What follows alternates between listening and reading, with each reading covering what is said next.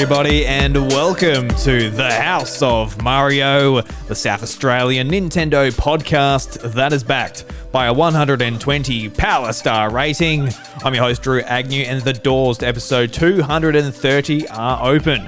This week on the show, we've got a very special guest. He's the host of the NintenVania podcast that is also from South Australia. I believe this is his first time on the main show, but we've done plenty of episodes with him. Josh, welcome to the show, my friend. Drew, how you going? Thanks for having me. Yeah, no worries. Thank you for... It is the first one on the actual proper show. Yeah, I thought that. We've done a few episodes before. We've talked about Reggie's book, where we do a podcast on our Patreons called Heaps Good. We're doing a few things together, really enjoying it. We did the Stray review as well. We're collaborating, Drew. We're content creators doing our thing. So, but there's no replacement for the original House of Mario. So, thanks for having me on. Is that my cat in the background?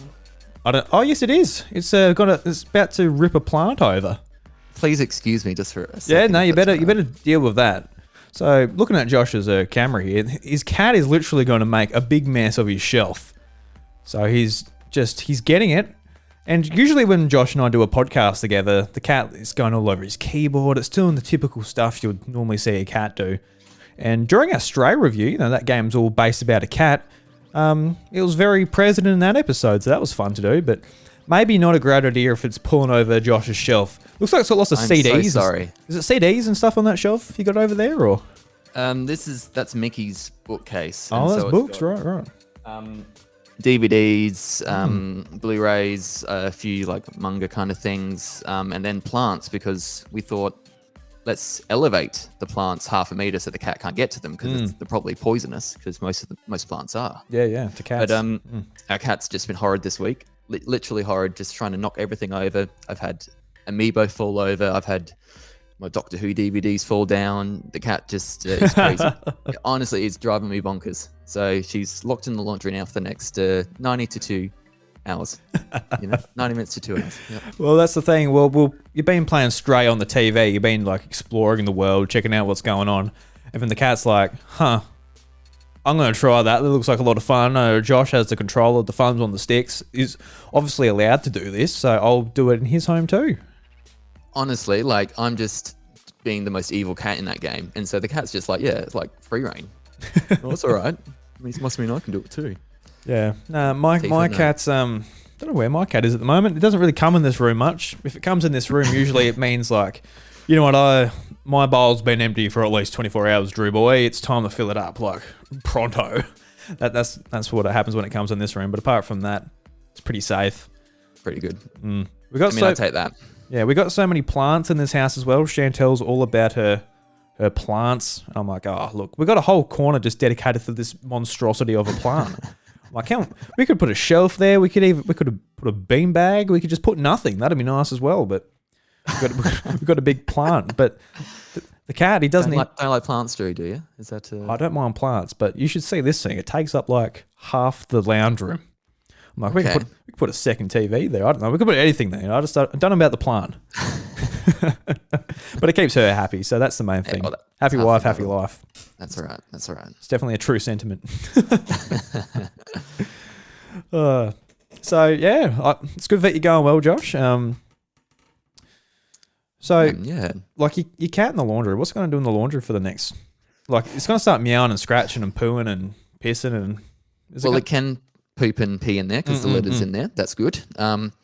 It's got a little bit of climbing. We've got like a washing machine and a dryer and then like a little window there. So the cat will find something to keep it entertained. But yes, eventually you might hear some scratching and some meowing. But she's been bad tonight, so she deserves it. Yeah, no, for sure. Animal control, don't get mad at me. RSPCA, don't call. She's fine.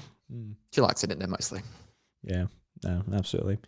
So I guess a little bit of housekeeping. We've got some episodes going up for Encore at the House of Mario on the second feed. Go and check it out. Got some episodes going up this week. I don't know what I want to title them, so it is what it is. We've also got some... Great plug. Check it out, guys. Look, I'm fucking awful at plugging my stuff, Josh. It just is what it is. And we've got some episodes of Crack and Furfies going up as well. Just search Crack and Furfies on your podcast service. It's very much... me after dark as far as podcasting goes. We're just sort of don't have any limits on that show. Just talk about whatever we want. Some stuff is very crude, but some people have been messaging me from like listeners of this show, been like, "Hey, I really enjoy that show. It's just really funny." I'm like, "Well, thanks." That's good. It's you're a bit of a larrikin on that show, Drew.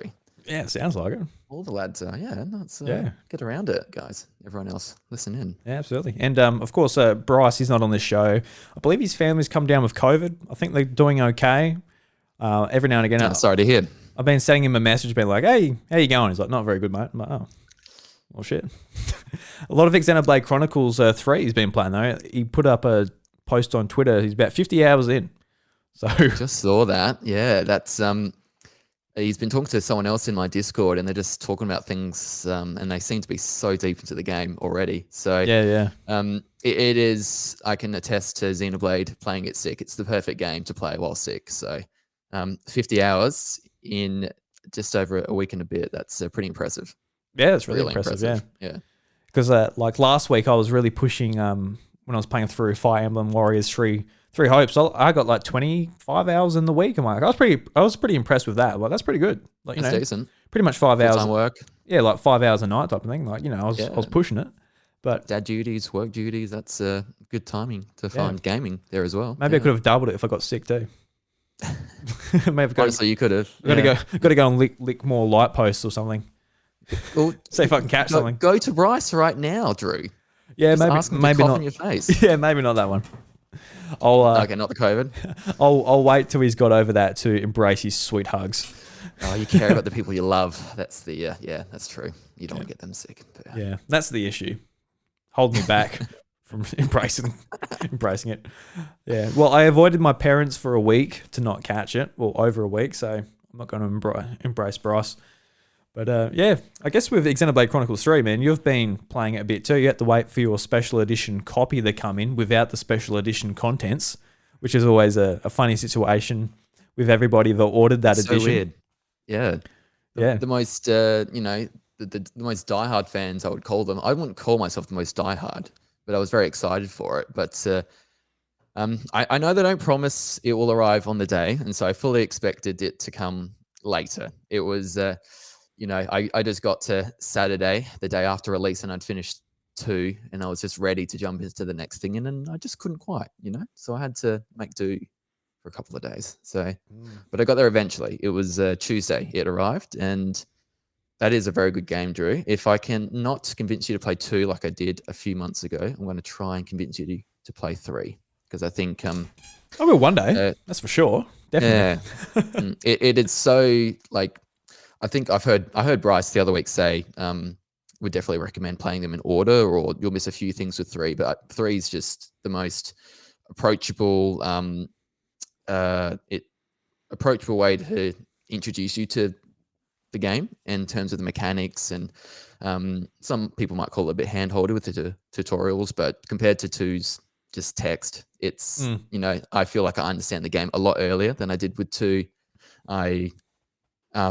The story is just great. It's reminding me of 1 in a lot of ways, and I think you played a bit of 1. Yeah, haven't you? About 10 hours into 1, not too much, but yeah, enough to get the gist of what it's about, and you get those early vibes that this isn't a typical Nintendo game. It's something pretty special that Nintendo get to do by giving Monolith Soft the opportunity to make it. So, very keen and excited to keep going with it and not rush. I'm keen to play this game and not have to rush to finish it by a certain point. Yeah, 100%. Yeah. And it seems to have come out at a pretty good time. Like, August is pretty quiet for Switch releases. For me, it's not really that quiet because there's heaps of indie games coming out what I'm really interested in. For me, like Cult of Lamb and Blossom Tales 2, I'm like, I cannot wait for those games. So I'm sort of, I'm basically making business decisions. I'm like, well, I could just jump into Xenoblade Chronicles 3, but, I finished up Fire Emblem. I've just started Live Alive, which I played one of the scenarios, and it actually really kind of surprised me. I played the modern day scenario when you play as like a fighter. It took me like half an hour to beat it, and all it was is going like fighting probably 6 people, and the story ended. I'm like, oh, that was it. Half an hour. Yeah, I expected like a 2-hour sort of story from each one, but yeah, that's what I would have thought. It's really No, it's just really short. I'm like, oh well, don't know.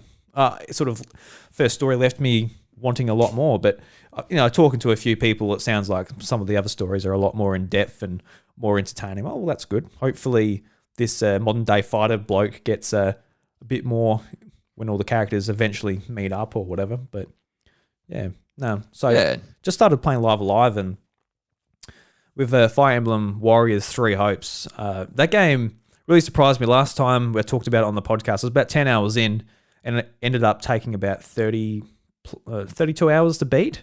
And it really did surprise me, just with, like, once I got through all the tutorial and all that, like, it just kept on feeding you, like, more and more. I'm like, all right. Like, when it's like 9 o'clock, I'm like, I want to start getting through this game. I'm like, oh, just stop teaching me things. Let me hack some more stuff. But let me smash some stuff. Pretty much. That's kind of what you want to do in the Warriors game, is just go and dominate the battlefield. And once you sort of got used to all of that, you knew all the mechanics for all the facilities, the battles, the leveling up your characters, the relationships. Like, there's sort of a lot going on. But once you get that, like, it was a lot of fun. I found the gameplay mechanic really good and the story dragging me through. And definitely want to go back to Three Houses, because that's a title that I sort of dropped off. I've dropped off a lot of the Fire Emblem games. So, like, this game, I was like, I'm not dropping off. I'm going to get through it. So I was pretty determined. I'm glad I did. I think it's probably... It's hard because I'm such a massive Pokemon fan. I loved Legends Arceus.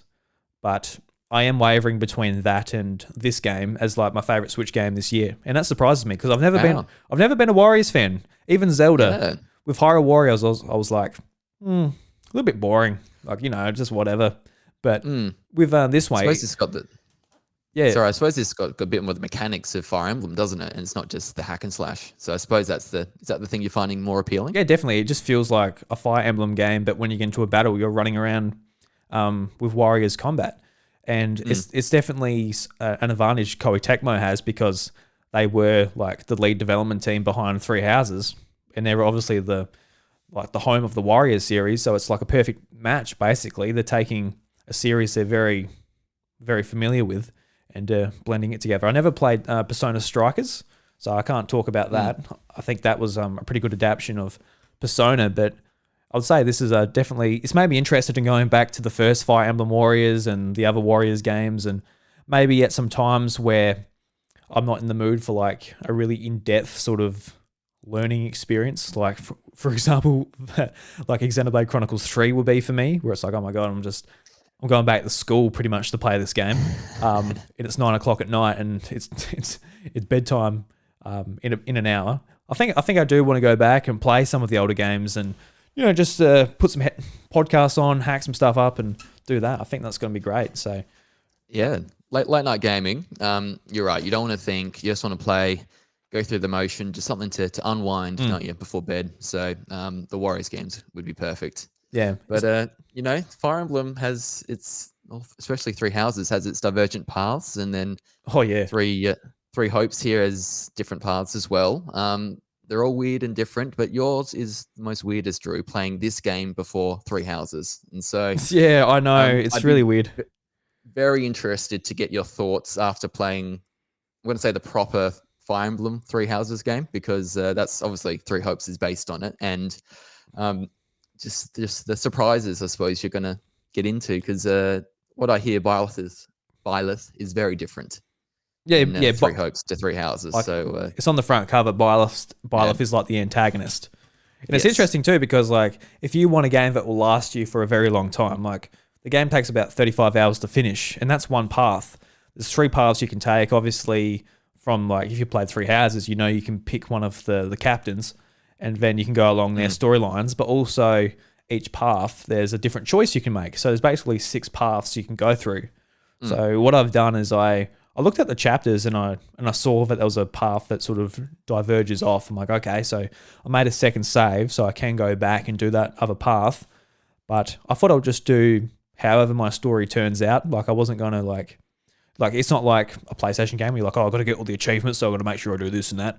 It's very nice just to be like, well, the story ends up how I want it to end up, and I made the choice just about that. Well, this person who makes the story very different, without spoilers, they're going down. I'm sick of them. I want them out the story. Whereas, you can do something very different, and the story actually, I think it goes a couple of chapters longer if you go the other path, actually. because Okay. there's a bit more story involving that person still. But no, they're gone. They died in my game. Good. See you later. Sayonara. Yeah. So now I think a lot of people sort of skip this game because, it's got Warriors and we've seen Fire Emblem Warriors in 2017 and it was a pretty mediocre title, to be honest. Like I played a bit of it and I'm like, yeah, it's fine. Like, it didn't really excite anyone too much. It's a Warriors game, but it utilized the weapon triangle, which it's cool. But it's like, oh, he's got a lance, so I'll destroy him with this. It's all good. But that was about it. But this one, it's a lot more in depth, just with everything that's going outside the battle. It's got everything from 3 houses that you really enjoy with the, you go on expeditions in this game instead of tea parties. So like you go for like a horse ride out, and I took Edelgard out for a bit of a trip, and I'm like, I click the observe. Oh, this bit. I put this on Twitter. I click the observe button, and she goes, "Are you looking for a crack in my armor where a sword might slip through?" I'm like, Jesus Christ. I was actually. How did you know? Sword in quotations. Am I right, boys? That's right. Euphemism at its finest. Yeah, no, I'm like, that is on the nose. Yes. Nintendo and Intelligent Systems and Koei Tecmo, very on the nose. I like it very much. They know their target market. They know what they're doing. It's totally and 100% deliberate, isn't it? Yeah. Because they introduced a brand new character, which wasn't in 3 houses, which is Shez, the character you play as. And you can choose between male and female, like he came with Byleth. And I picked the male because, some of the ladies in there, they, might want to get a bit of Shez up in there, you know what I'm saying? So I picked the male character. Because a lot of the times I actually do like playing as the female. I like playing as the female Byleth, for example, whether it's in... Even in Smash Bros, I always make sure I pick the female one because... Pick the female? Yeah. I don't know, it's just the one I like more. Her outfit's really cool. I like both. And I'm going to point this out now. I hate that there was no female Byleth amiibo. They had the male. Yeah, I would have bought that. They never did the female one. Yeah. So that always annoyed me. They've got Steve and Alex in Minecraft coming up, but no female Byleth. And they just did a wishy-washy, oh, sorry, we couldn't do it. Like, well, you probably could have, but you just didn't try hard enough. Because some of the other Fire Emblem characters where you can pick between male, female, what was the go with... I forgot I never played the second Fire Emblem, like the mainline Fire Emblem game on 3DS. I'm forgetting what it was called. Birthright? Yeah, that one. So there's Awakening, Birthright, and then another one. Yeah, so these ones I haven't played, which they're on my list. Yeah. Yeah, because that was a protagonist where you could pick between male and female. I can't remember if they released a female version of that amiibo. Maybe they didn't. But it was like there's a Robin, the character Robin. Is that the one you mean? I didn't, but yeah, I guess that one could count as well. Was there a female Robin amiibo? I'm trying to Google, like I know. Yeah, we got. You could be my guest and my Jamie, my producer, trying to look up this stuff at the same time. It doesn't matter anyway. All these sword characters in this Smash Bros game, jeez, too many. Hey, look, there's nothing wrong with a good sword fighter. I don't know. Everyone's complaining about sword fighter. What do you want? Do you want more? You want a bloke with a fist? You want a bloke with a gun? You want a? It's a fighting game. Yeah, that's right. I got excited when Byleth got announced to Smash Bros as well. I was very excited, and then everyone else most people. I'm not gonna group everyone saying everyone. Most people complained. I felt. Yeah. When Byleth got announced. Because I remember watching that live stream and everybody was like, "Oh, is it going to be Crash Bandicoot?" Everybody was just looking for like a spectacle. Like a lot of people that don't actually play Smash Brothers or aren't that invested in the game, they were just looking for a spectacle. And when it was just another Fire Emblem character, everyone's like poo-pooing it. But it's like it was the main Fire Emblem game on Switch, and I think that protagonist has a very important role to play in the whole Switch ecosystem, and it should be in Smash Brothers. And for sure. And not only that, it was such a fun character to play as. It's one of my favorite characters, and definitely probably my favorite DLC character. How they like used all the weapons, and you could like each sort of direction and sort of utilize a different weapon, and it all sort of made sense. And you had like could be really fast with like up B, or real slow with like the big. I forgot the name of the weapon now, but it's like a real slow like smash, the down B. I thought that was a lot of fun to play as. So Yeah. It was cool. Different, yeah, like you said, different weapons. And so um, some of the DLC characters and their special moves were great. I just, yeah, you just, the amount of time and effort that goes into thinking about the move sets in Smash Bros is unreal. And as someone who doesn't really play the games properly, I sort of just, I'll play them briefly to appreciate the characters and see the move sets. And yeah, it's just really, really cool and special what it came out to be, really, in the end, isn't it? Ultimate. Yeah. Because like with the characters, sometimes you expect like, oh look, they'll just do this, they'll kick and they punch. But when they, especially the DLC characters, like a lot of them had like their own special gauges and special mechanic to make them super unique.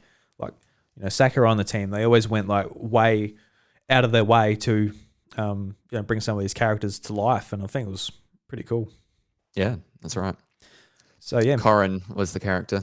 Corrin, of course. Sorry. Everyone's going to hate us. Sorry. Send the hate mail towards Look, me. it is what it is. Bad. Like, it just is what it is. Sorry, not sorry. I'll never claim to be a Fire Emblem expert. I want to sort of get through the games. It is more of a series I've got to force myself to play, honestly. It's not something I gravitate towards like Zelda, Mario, Pokemon, or anything like that. But it's the characters and the whole atmosphere. Just I love it so much. I just need to sort of fall in love with its like gameplay mechanics, I think. So yeah, and that they differ a little each game, don't they? And so yeah, I suppose there's no guarantee whether you're gonna fully like it, I suppose. But yeah, no, it's the 3DS ones I need to get into. It's they're on my list there to pick up because three houses is unreal. It's really enjoyed it. So I've heard great things about Awakening, so I think that might be the next what one route did you go down for Three Houses? The Blue Lions with Dimitri, which is the correct choice to make. I will continue to state this because Mickey did not choose the Blue Lions at first and regretted it later on, and so I always bring it up with her that See, I did wrong. choose the Blue Lions. I knew you would, Drew. You're just a good man. I never doubted you. You would always pick the Blue Lions. And but in Warriors, I chose the Black Eagles, and I feel like if I go back to Three Houses, I'll play the Black Eagles just to, see the real side of the story, I guess. And yeah. If I like it enough, I'll go back and play with Dimitri because I really like Dimitri. He has an awesome voice. Like the voice actor kind of nailed it. He has such a soothing voice, and I think the whole game is fantastically voice acted, but his voice especially with like the music playing in the background. It's, oh god, it hits me hard, man. And like deep and smooth, isn't it? It's like a James L. Jones esque kind of voice. I don't know. I'm trying to find a way to best describe it, but I'm with you. He's very dreamy. Yes, the eye patch. Oh, Dimitri. Ooh. Dimitri. Yeah, so yeah, I think if anybody's in my position where they're not like a massive Fire Emblem fan or they're not into Warriors, I think this game is really special, guys. I know it's been out for over a month now, but I think it's definitely worth picking up and it's worth checking out if any of those things interest you. But I sort of did catch you off a bit earlier, Josh, talking about Xenoblade Chronicles 3, sorry. But no, that's all right. How many hours into that are you and how are you finding it? I'm just finished the first chapter, so I'm partway through the second one. I reckon 7 a bit hours now I've just cracked. So I'd still say I'm pretty early in. This is going to be a long slog for me to sort of play through. But just everything about it's just been really refreshing. And so I suppose I've come from 2 feeling a little, I don't know, maybe butthurt. I enjoyed it well enough. I don't know. I didn't create the best scenario for me to play it in terms of forcing myself to finish the game before 3 came out. And so did feel rushed at times, but I did have that week of having the flu to get through it, and that definitely helped. But I just definitely feel like they took on the feedback from 2 and applied it to 3 with those changes. And it's just a really, really polished JRPG. And just everything about it's been really fun to play through and understand. It's, even before I really had to force myself to finish too quickly. I was finding in that I wasn't having as much sort of motivation to explore, to find the different secret areas, and to definitely understand everything there was in the game. It felt like a chore going to the shops and buying the things, and trying to work out why I need this thing to make my stats overall better. But with this game, I'm very much like, it's like I naturally want to do it. I want to sort of explore. I want to play around with these things, and yeah, although the base sort of combat's mostly the same, there's a bit of variety there now. Again, with you can change your classes between characters, and so the main characters, Noah. They've talked about this before, so it's not really a spoiler. So like Noah, Mio, Lance, they're not just all attackers, healers, and defenders, respectively. They can change to become a healer or attacker or defender, and sort of level up stats wise that way. And it's a bit like Three Houses in terms of that secondary stuff you can level up and get good in different sort of areas. And so I found that stuff really fun, actually, like because Warriors does it as well. And I found like when I towards the end of the game, I found it a lot of fun. Just like, oh, look, you've fully maxed out that one. I'll go to a different class and max out this as well, because why not? And I find that like a lot of fun. Do you find yourself in Xenoblade just like swapping around classes and experimenting much with each character, or? Yeah, it's only just happened in the last hour of gameplay for me. So I've just come across it. It's cool. And so again, it's the Xenoblade twist is like, there's like, it seems simple what I've just said, but there's a lot of course, underlying arts that you can change from it, and you can do fusion attacks now, and there's a whole bunch of different things I'll have to try and get my head around to work out what's good. And there's compatibility. Certain characters are going to be better at certain sort of actions, and so it's going to be a lot of trial and error, and I really don't mind. So I think for 2, if they introduced this to me and just did a text-based explanation, I mean, I probably would have had to watch a YouTube video for someone to help me understand it a bit more. Whereas with this, I haven't really needed to do that yet. So it's good. So having a great time, no time pressure. So I don't feel like I need to finish this by a certain time now. So I'm probably going to play 100+ hours of this game and just enjoy every minute of it, I reckon. Yeah, that's the way to play it. And I know for me that, like, I just know I'll probably start playing it this month, and like the next few months are looking pretty busy as far as especially game releases go. So I know I'd fall off of it if I started playing it now, and I don't feel like I'm really in the mood for it either. I've got other things I probably honestly prefer to play, but it like for me, it honestly feels weird, because usually I'm all over like Nintendo releases. It feels really weird being like, all right, I'll let this one go. Like, this is one of Bryce's favorite franchises, so he'll handle it as far as discussing it on the show or whatever. A bit of coverage there. Yeah, but as far as like just being a gamer, it's really strange for me being like, oh, there's a Nintendo game coming out, I haven't bought it. It's really weird. It honestly just feels really strange, because even like at a direct, I'm like, oh, I'm going to be playing Advance Wars and Fire Emblem, Strikers, every single game that comes out except for this. I'm like, I'll let it go, because sometimes when I'm like, I'm at work and I'm thinking about what the games coming up I want to play are. Some games in the backlog, some like classic games I'd love to play.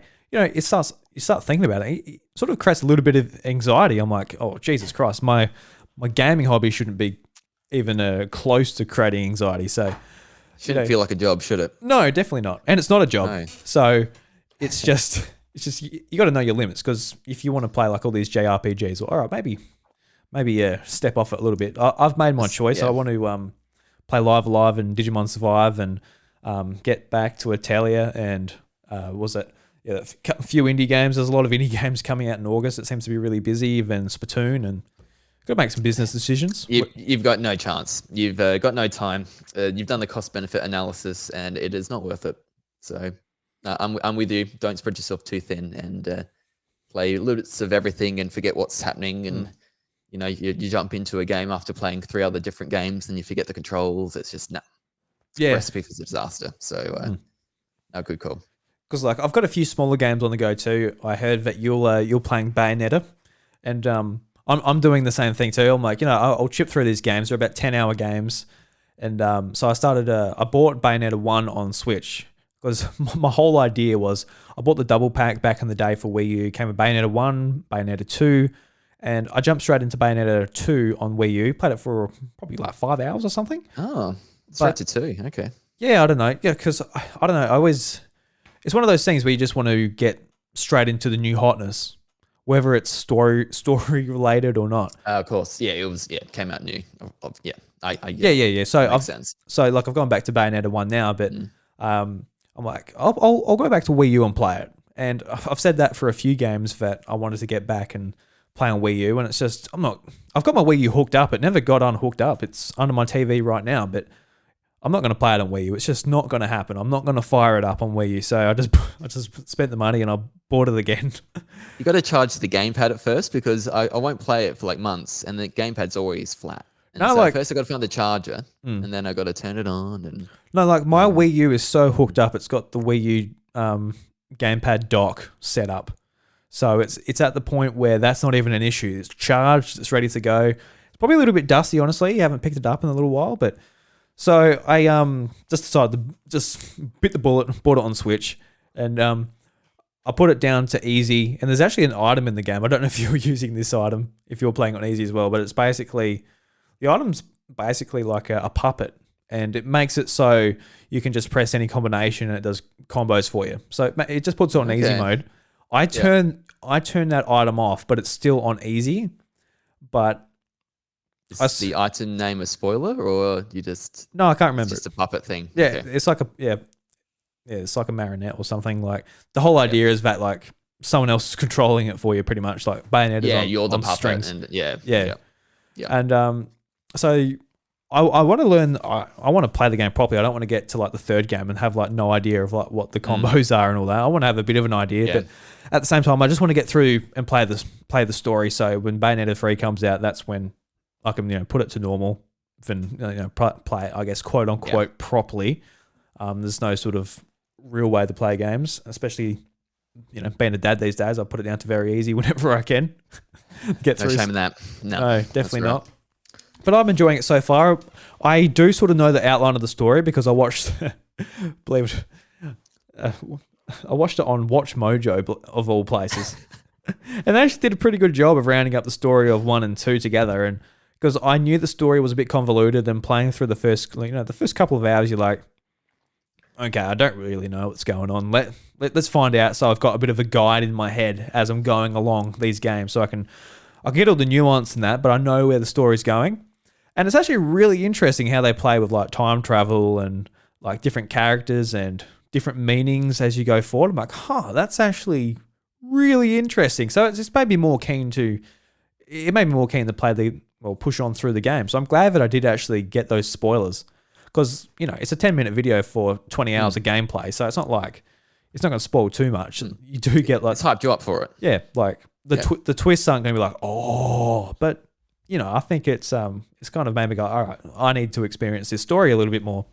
Where usually I want to stay away from spoilers, but how many years have I had to play this game? Like 15 years. When Bayonetta 1 came out, like 2009. It's 13 years. It's yeah. So had plenty of time. So Watch Mojo would have made that video probably around that time as well. It might have been like not long after the Wii U release, actually. Yeah. Yeah, so thanks to Watch Mojo, Watch Mojo still kicking it. That's awesome. Watch Mojo, they get a bit of a bad rap. Like, they got a sort of a generic sounding narrator, but apart from that, it's they did their job. Yeah, they gave it to me in 10 minutes. In a while. Yeah, I can do a spoiler cast just with that very basic outline. I can't do any nuance whatsoever. But no.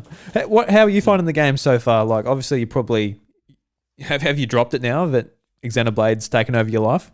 It's been a week since, ever since, because it was between 2 and 3, Xenoblade 2 and 3, so that I needed something to play. And it's just like with Xenoblade 3, I wanted to finish 2 before that. Just like with Bayonetta 3 now, I want to finish the first 2 games. And definitely more achievable, noting the time length. And, it's not going to be as... time heavy compared to 2, Xenoblade 2. So, Yeah, get that to go, and I was very pleasantly surprised by how fun it was. I'm only 2 hours or so in, and um, just the swearing and the larrikinism of this penguin character, can't remember his name, and Bayonetta, and just the whole cast is just very very funny, and they're just it's not taking itself seriously, and so I can see how you're probably liking it. It's probably similar to a Warriors game in terms of hack and slash kind of mechanics. Kind of is actually, yeah. Yeah, Yeah. so that's what it's reminding me of. And yeah, just like Xenoblade was something I felt different for Nintendo. Bayonetta, obviously wasn't originally on Nintendo hardware, and it feels like a very un-Nintendo game. And so, for Nintendo to pick it up from the second one, to take the publishing costs and to publish it with the Sega's and Platinum's help is really cool. So I'm enjoying this. I've heard two's better again, so I'm excited for three because I think that looks amazing as well. So um, enjoying picking up these different little games now, and just enjoying what the Switch has to offer at the moment. Yeah. And having all three on the Switch is great. It's Yeah, really good. definitely. Yeah. Because I wanted to like pick up a physical copy a while back, but yeah, just could not find them. Like they must have went out of print real quick. Yep. Yeah. I like on the PS3 or no, on Switch. I think I saw Switch. it for like $62. I'm like, oh, that's a good price, like for 2 games. so Bayonetta 2 with the first Bayonetta download code. Yeah. Yeah. Yeah. I got mine from an EV Games. Yeah. A few months ago. It was secondhand. Oh, right. And it had the disc. They had the code in the sleeve still unused. Yeah, right. Yeah, So very lucky. It got so I opened it up. I'm like, yeah, shit, here it is. And so it was like $58 or something. So I was pretty happy with that. I wonder if that would have added any value whatsoever to their trade-in. Like if they said, hey, look, it's still got the code. Like it's still like pretty much. I reckon they had no idea. Yeah. Yeah, probably not. Because it was just in the case out in the open. They removed the game cards from the cases, don't they? But they just didn't remove the the discount code. It was just a piece of paper. So, yeah, that's always good find. Bit dodgy, isn't it? I remember I could have just taken the code, couldn't I? Yeah. And had Bayonetta 1 for free. No, you're a good person, Josh. You wouldn't do that. That's right.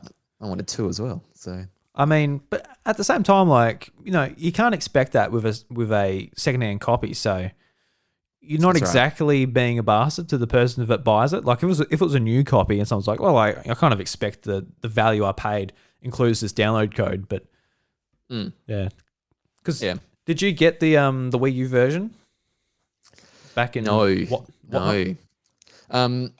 No, so I had a Wii U. I was pretty late. Well, when Mario Kart 8 came out, I jumped onto the Wii U. So, no, Bayonetta just wouldn't have been one of those things that interested me back in the day. So, but I heard so many things about it, and so it's not until recently, with 3 coming up, that I'm like, yeah, got to give it a go. I've heard so many good things, and so, they pushed it hard, didn't they? The second one on the Wii U. It's like one of their, unique titles and a bit more adult. It's swearing and they pushed it hard sexual because innuendo and all that. It was getting like 10 out of 10s across the board. So Nintendo was like, look, please, come and buy a Wii U. Buy a Wii U, and it's not just a kids console. You can have some adult fun on this as well. Yeah, because I imagine on Wii U it would have sold like nothing, which is unfortunate. I hope it sold a little bit better on a Switch, but I'm interested to see what the 3 does as well, as far as like sales on Switch. Like, will it be better? Will it be like 100? Oh, not 100 million, just 1 million plus? Like that'd be great for Platinum as far as this series goes. And this is like Platinum's bread and butter. Platinum do a lot of they've been doing a lot of contract stuff, like which has been pretty ordinary. Sort of starting with the Avatar game, like the Korra game, then like Ninja Turtles and Transformers. Been doing that, and it's been pretty hit and miss, like pretty largely as far as that stuff goes. But Bayonetta is like that is their game, obviously owned by Sega, but it's like its own, like it's their game. So they're going to make sure it's as good as it can possibly be. So I hope it's great. I'm looking forward to it anyway. It's been 5 years of anticipation, hasn't it? It's ever since it got announced at the Game Awards, I think, in 2017. Yeah, it's good for Nintendo to offload some vaporware. It's Yeah, so it's been a long time. There's been a lot of hype for it as well. So I think that longer wait has meant people have been very eagerly anticipating the release, and so yeah, I hope it stacks up. I think I have every confidence it will. Yeah, no, I do And too. it'll sell a couple of million. I feel it'll be the best selling entry easily, surely. Because Astral Chain, it sold over 1 million, so yeah, you reckon Bayonetta should be able to as well?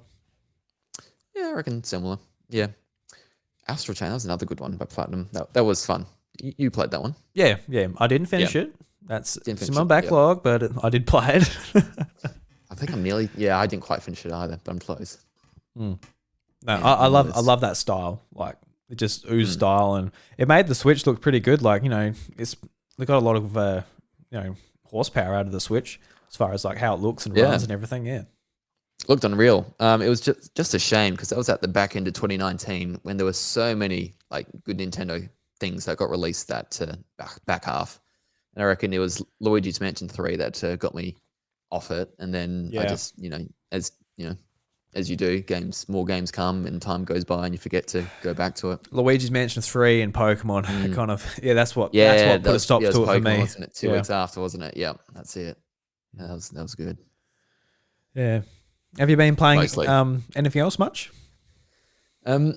I took a little break from Xenoblade 3 for the last 2 days because I wanted to get to a decent point before I recorded my episode with Oliver on my show. And we talked about Tetris 99. I got sad because he wins. He's won a few times, and I confess I've never won. And so I just thought, well, I'm the only one who can change anything about that. And so I decided very proactive. I need to play a lot more Tetris 99. So that's all I've been doing the last 2 days. And so I've been very rusty, but I got a couple of third places today.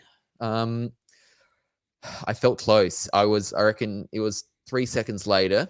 The second person had died. And so I was close. I could have, I don't know how the first person who won, it was Japanese name. They had the most epic looking gold logo eagle thing. I don't know what it was, but you can get icons for doing really weird, crazy shit in this game. And this person, I think, must have been, one of these people who just plays it nonstop. And so, as someone who only got into Tetris through Tetris 99,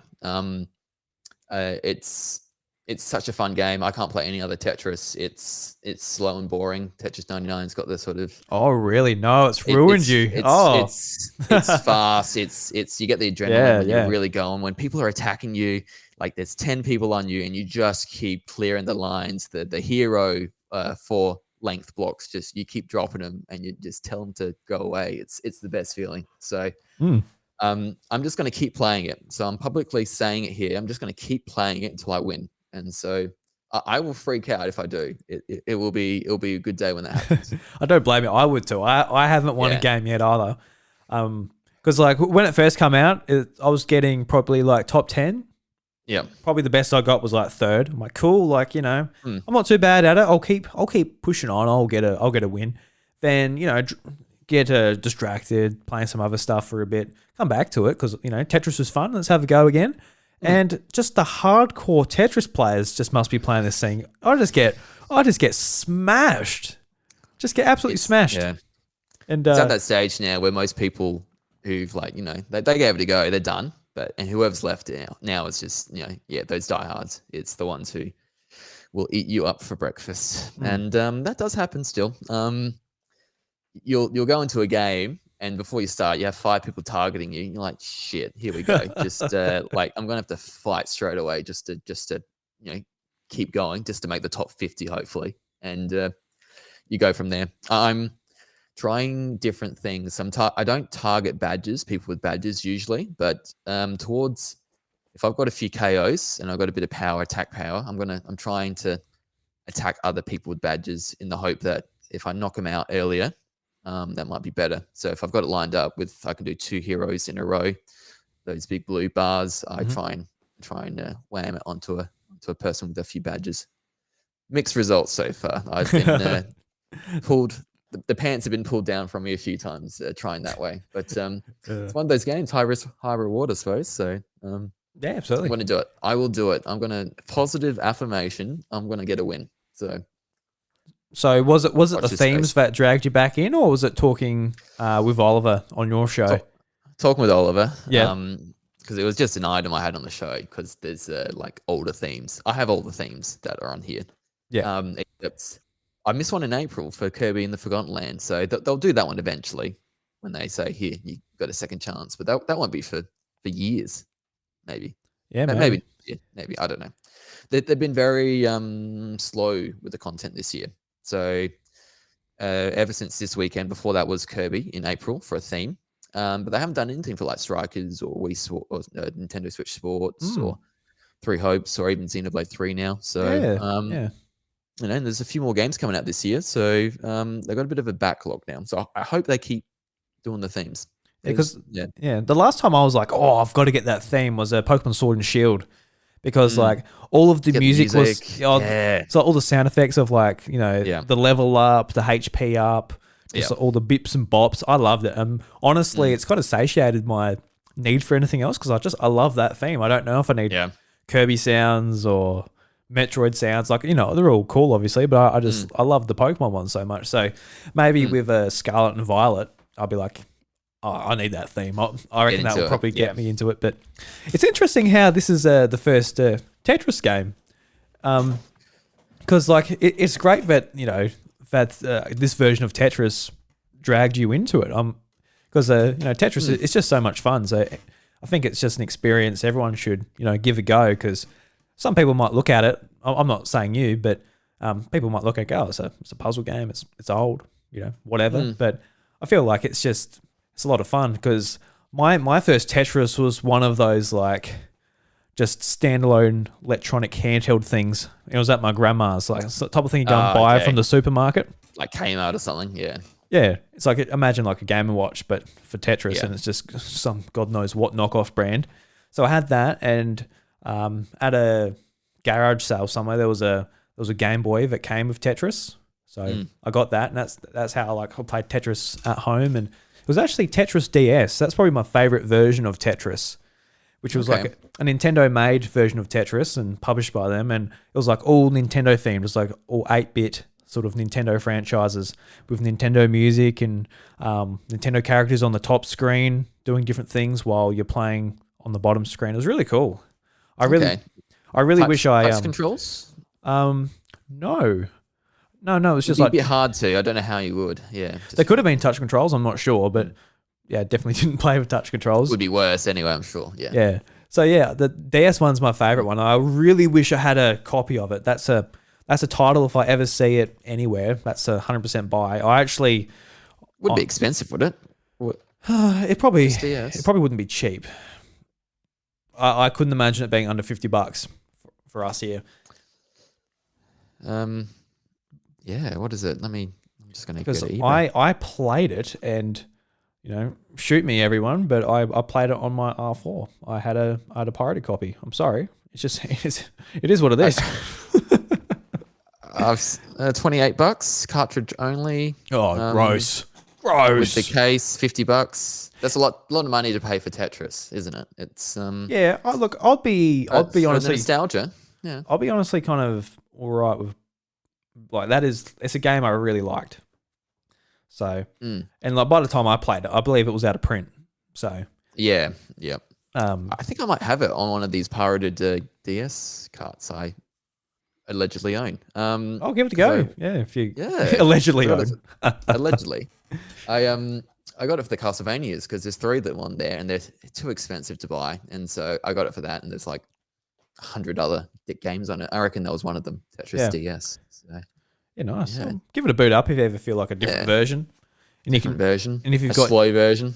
Yeah, that's right. Yeah, it's going to be a lot slower, but you can play it for different scenarios. Like if you're going to bed, you might not. Like I know you can get the DLC, so you can just play normal Tetris on Tetris 99 as well, but it is like a different sort of thing. Like you're going for a high score, you're not in a rush, and it does get progressively faster, so it's not like it's going to be real slow the whole time. But you're not getting... No, that's it. Yeah, I'm dissing it, but yeah, you're right. There's lots of different options and different modes, and so there's Go back to the Game Boy version when you can't press up on the D-pad to do the automatic drop. Yeah. Then you that like, music though, that music's banger. I love that theme in Tetris 99, the original OG one. Since I got into Tetris 99, I've got the Game Boy version. Played Tetris Effect. I had as part of dude, yes, PlayStation Plus Extra. That was free with it. Yeah, man. Yeah, that is excellent. That's psychedelic. That's awesome. I want to allegedly eat something and make me feel things while I play that game. Yeah, because Tetris Effect, it actually came on Switch the same day the Switch OLED got released. So I played. That'd be so good handheld. Yeah, I played it on. I played it on Xbox Game Pass because it was free. Yeah. But yeah, I needed to see it on my OLED screen, and it does not disappoint. Like, put in headphones, OLED screen. It's a whole experience. It's unreal. I had a great time. I played it a couple of weeks ago on a Saturday night, and it was just all I was missing was the weed brownies. I feel, and it would have been amazing. Because it was a VR game. Like, originally it came out on PlayStation 4 and had a VR mode. So you put on like the VR helmet and like everything's just going nuts, and you can just nuts. I didn't play it in VR. I probably should because I didn't buy it. But I guess through PS Plus now, I guess I can use Connected on PS4 and use the VR mode. I don't know. I've got my VR somewhere. So yeah, how would it work? Controlling? Do you got to with the controllers? You can. I believe it's just the same controls. It's just you play with the controller. Yeah, it's just all the visual audio experience going on that sort of enhances it. Ooh, that would be cool. All right, I might do that. That'd be cool. All these Tetris games you've got to play now. You'll never get back to Xenoblade. It'll be just VR helmet on. That's it. Then I've been playing Pokemon Puzzle League in between things as well. So I'm just puzzle games and JRPGs currently. So it's been a good time. It's good to sort of balance those though, because you can't do two JRPGs at a time, and it's good to go back and play something different. You need a palate cleanser with the JRPG, and the Tetris is my palate cleanser. So because I definitely felt that after a week of like Warriors, because going into a battle and be like, all right, you need it over here, hack them to death. Or you need it over here, hack them to death. I'm like, all right, I need a bit of a palate cleanser after 25 hours this week.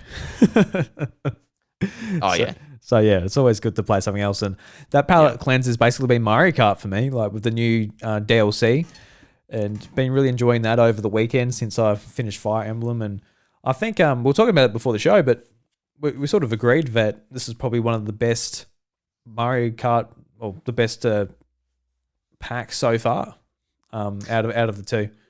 Great tracks. It's compared to the first wave, this one's got, well, for me personally, but I feel universally for most people, it's people are raving about it in terms of like the tracks are better.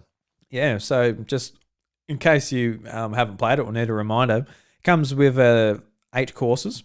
So the first course is New York Minute, which is from Mario Kart Tour, which is an excellent track actually. I really like this one. And the Mario Kart Tour tracks, how they're like a bit of a combination of stuff from Tour, and each lap it changes, so you get put in a different direction or whatever. I think that's actually a lot of fun and adds a good dynamic to each track. So I like that one quite a lot. Mario Circuit 3 from the Super Mario Kart, which is I love these Super Mario Kart remasters. I think they're really well done. This one, like, it doesn't add anything crazy, because some of the other ones, like from the Game Boy Advance versions, like, the track like elevates up and you go like up in anti-gravity and you come down and do all this crazy stuff, which was not in the original game. But this one's just sticking to the original Super Nintendo Mario Kart. But it's just nice. I don't mind that. It's just nice to be like, it's just nice to be with basics, very straightforward shortcuts. But of course, you need the correct item at the right time. So it is what it is. You're not always going to be able to take it, but I quite like it. Then we got Camilleri Desert, which I think this was the one that made me go, oh wow, just with how it sort of changes things up, where you're not just going the same way the whole time. It actually forces you to go onto the train track. Where in at Mario Kart 64, you'd just typically be like, look, I might take the train track, but it's a risk because the train might come and just gobble me up. Destroy you. Yep. Yeah, but in this one, it forces you to go that way. The track just elevates up and does a big turn off, and you jump off and go on anti-gravity and not the anti-gravity, the glider. You go down. So, oh, geez. So I thought that was really cool how it does that, changes things up. We've got Waluigi Pinball, which is one of my favorites from Mario Kart DS, which great track. For a long time, Mario Kart DS was my favorite Mario Kart until 8. I think, well, especially 8 Deluxe. I think Mario Kart 8 is just awesome. I love it so much. That's why I'm not so sad that it's sticking around for a long time, getting all this update. I'm like, well, it's a great game.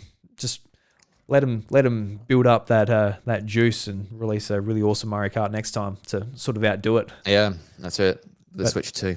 But what do you think of like the first 4 tracks? Like, were you a fan of Mario Kart DS? Did you play that one much? Are you familiar with Waluigi Pinball? So I picked up an OG DS back in the day, and it came bundled with Mario Kart DS. Cool. Oh, did you get the red one? No, the plain normal silver. Okay. I just remember they did the red one, and that was pretty neat. Okay. Yeah. No, so I got the silver. It was a big chunky boy. But it had a backlight, and as you know, I lived in the country. We picked this up in Adelaide, and so it's a 3-hour drive back to where I used to live. And it had a bit of charge, and I fully remember playing this, holding it in my hand, and playing all these tracks. And yeah, I think I'm with you. Mario Kart DS is great. It's got all the different modes outside of the main Grand Prix Cups, the missions, then the battling online. The fact I could blow into the console to blow up the balloons, things like that. It was just and a really good game. Everybody looks over the battle mode. Everyone looks to Mario 64 saying that is the best battle mode. And look, I agree. Like, you've got the 4 players controllers in front of the TV, but the bomb at the end, you've lost. And everybody talks about Block Fort, and Block Fort is such a fun multiplayer map, and they've never replicated it again. Never. And what was really cool about that is like you can look at your friend's screen and see that, look, they're on the blue portion of the map. I'm heading there. I've got a red shell. They're dead. And, that sort of technique got sort of replicated in an indie game called Screen Cheat, where you can't actually see the enemy on your screen, but you can look at their environment on their side of the screen to work out where they are. I thought that was a really interesting mechanic, and that was sort of... That reminds me of Block Fort, because that's what that whole setup is. But in Mario Kart DS, you're able to do 8-player CPUs, and it has Block Fort. So I just played so much just with CPUs, and you can put them up to hard. And when it gets down to that final like 2 people, it's so much fun because you don't have a time limit. And every Mario Kart since implemented a time limit in battle mode, and I just think that just completely killed the whole mode. Yeah, because with battle royales now, the whole fun of it is just the tension at the end, and the last one standing. That's it. They do have like the area getting restricted, but there's no time limit. Like it just takes as long as it takes to kill them. And I think Give us an option. Mario Kart DS was the last one that was like, this was like true blue battle mode. But I miss it. Great game. I'm 100% with you. Underrated. And one of the best tracks was Waluigi Pinball. And so when they announced this was coming back, I was very excited. To be honest, the Turnip Cup's my favorite out of both of them here.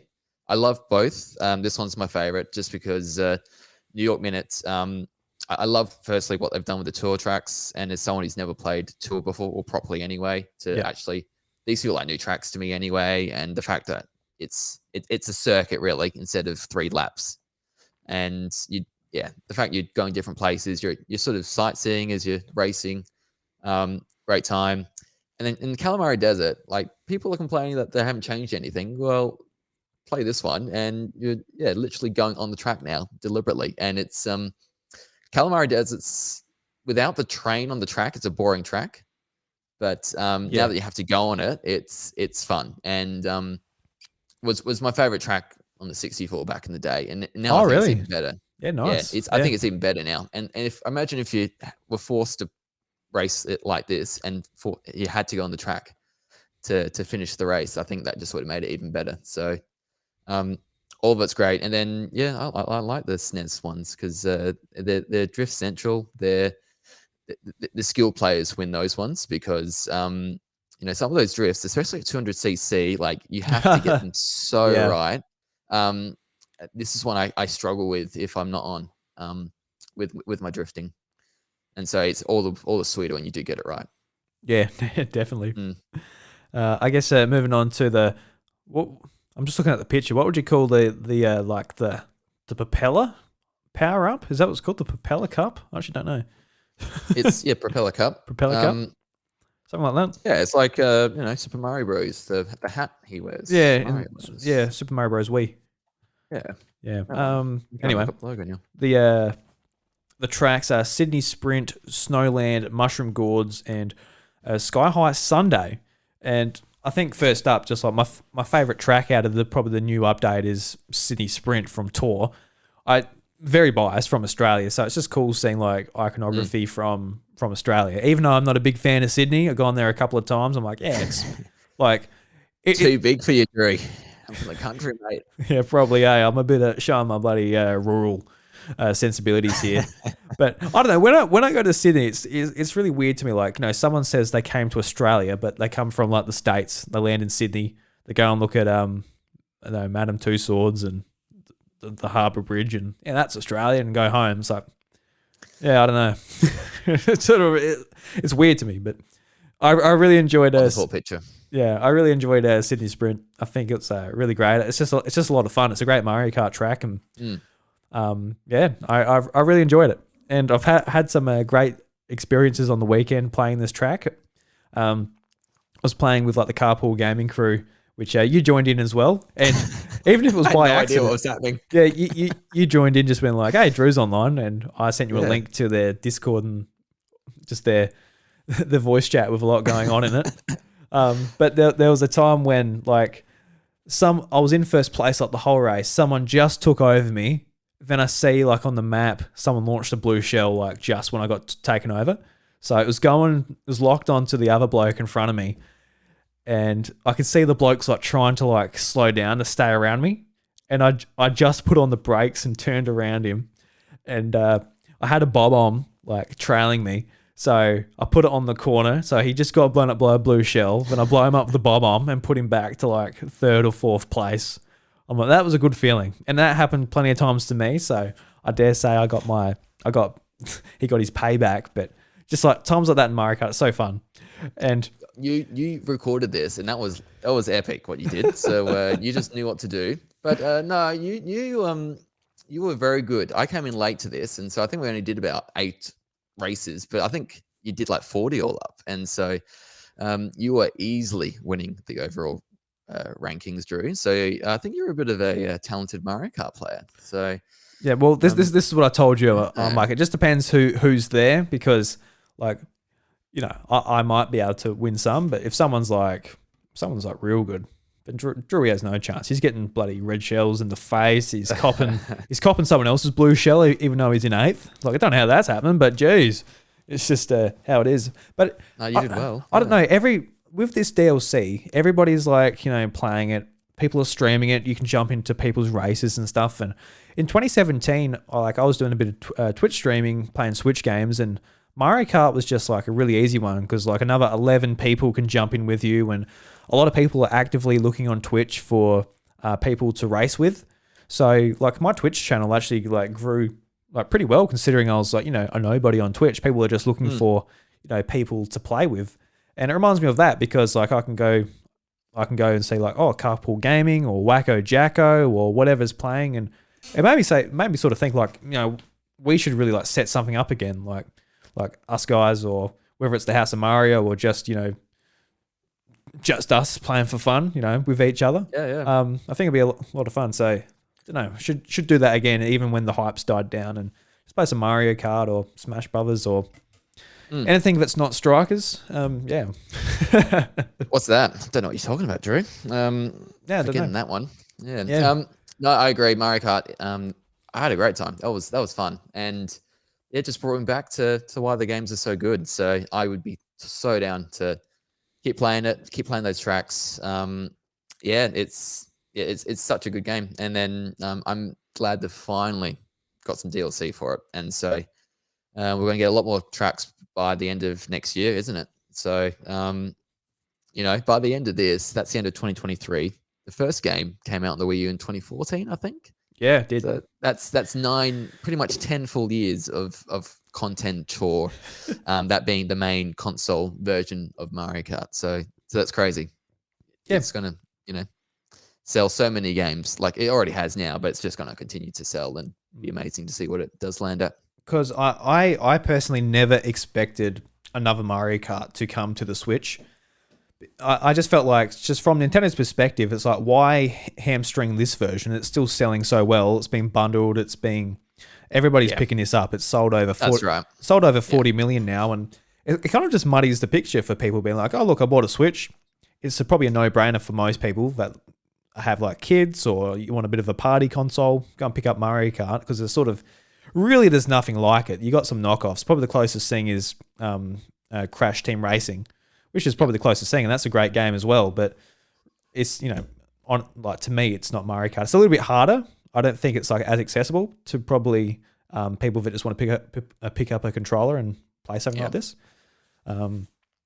So yeah, I just feel like it would muddy the picture if it's like, what Mario Kart do I get? Do I get Mario Kart 8 Deluxe or do I get? Yeah.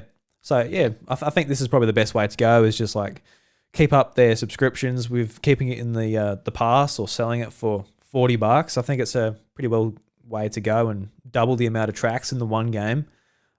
That's just nuts. How that's literally double by the end of this. This thing's rolled out. It's gonna be awesome. Just under 100 by the end. Yeah, but like I think, or will it be 100? It was 48 plus 48, so not quite. There was DLC though originally on the Wii U for Mario Kart 8.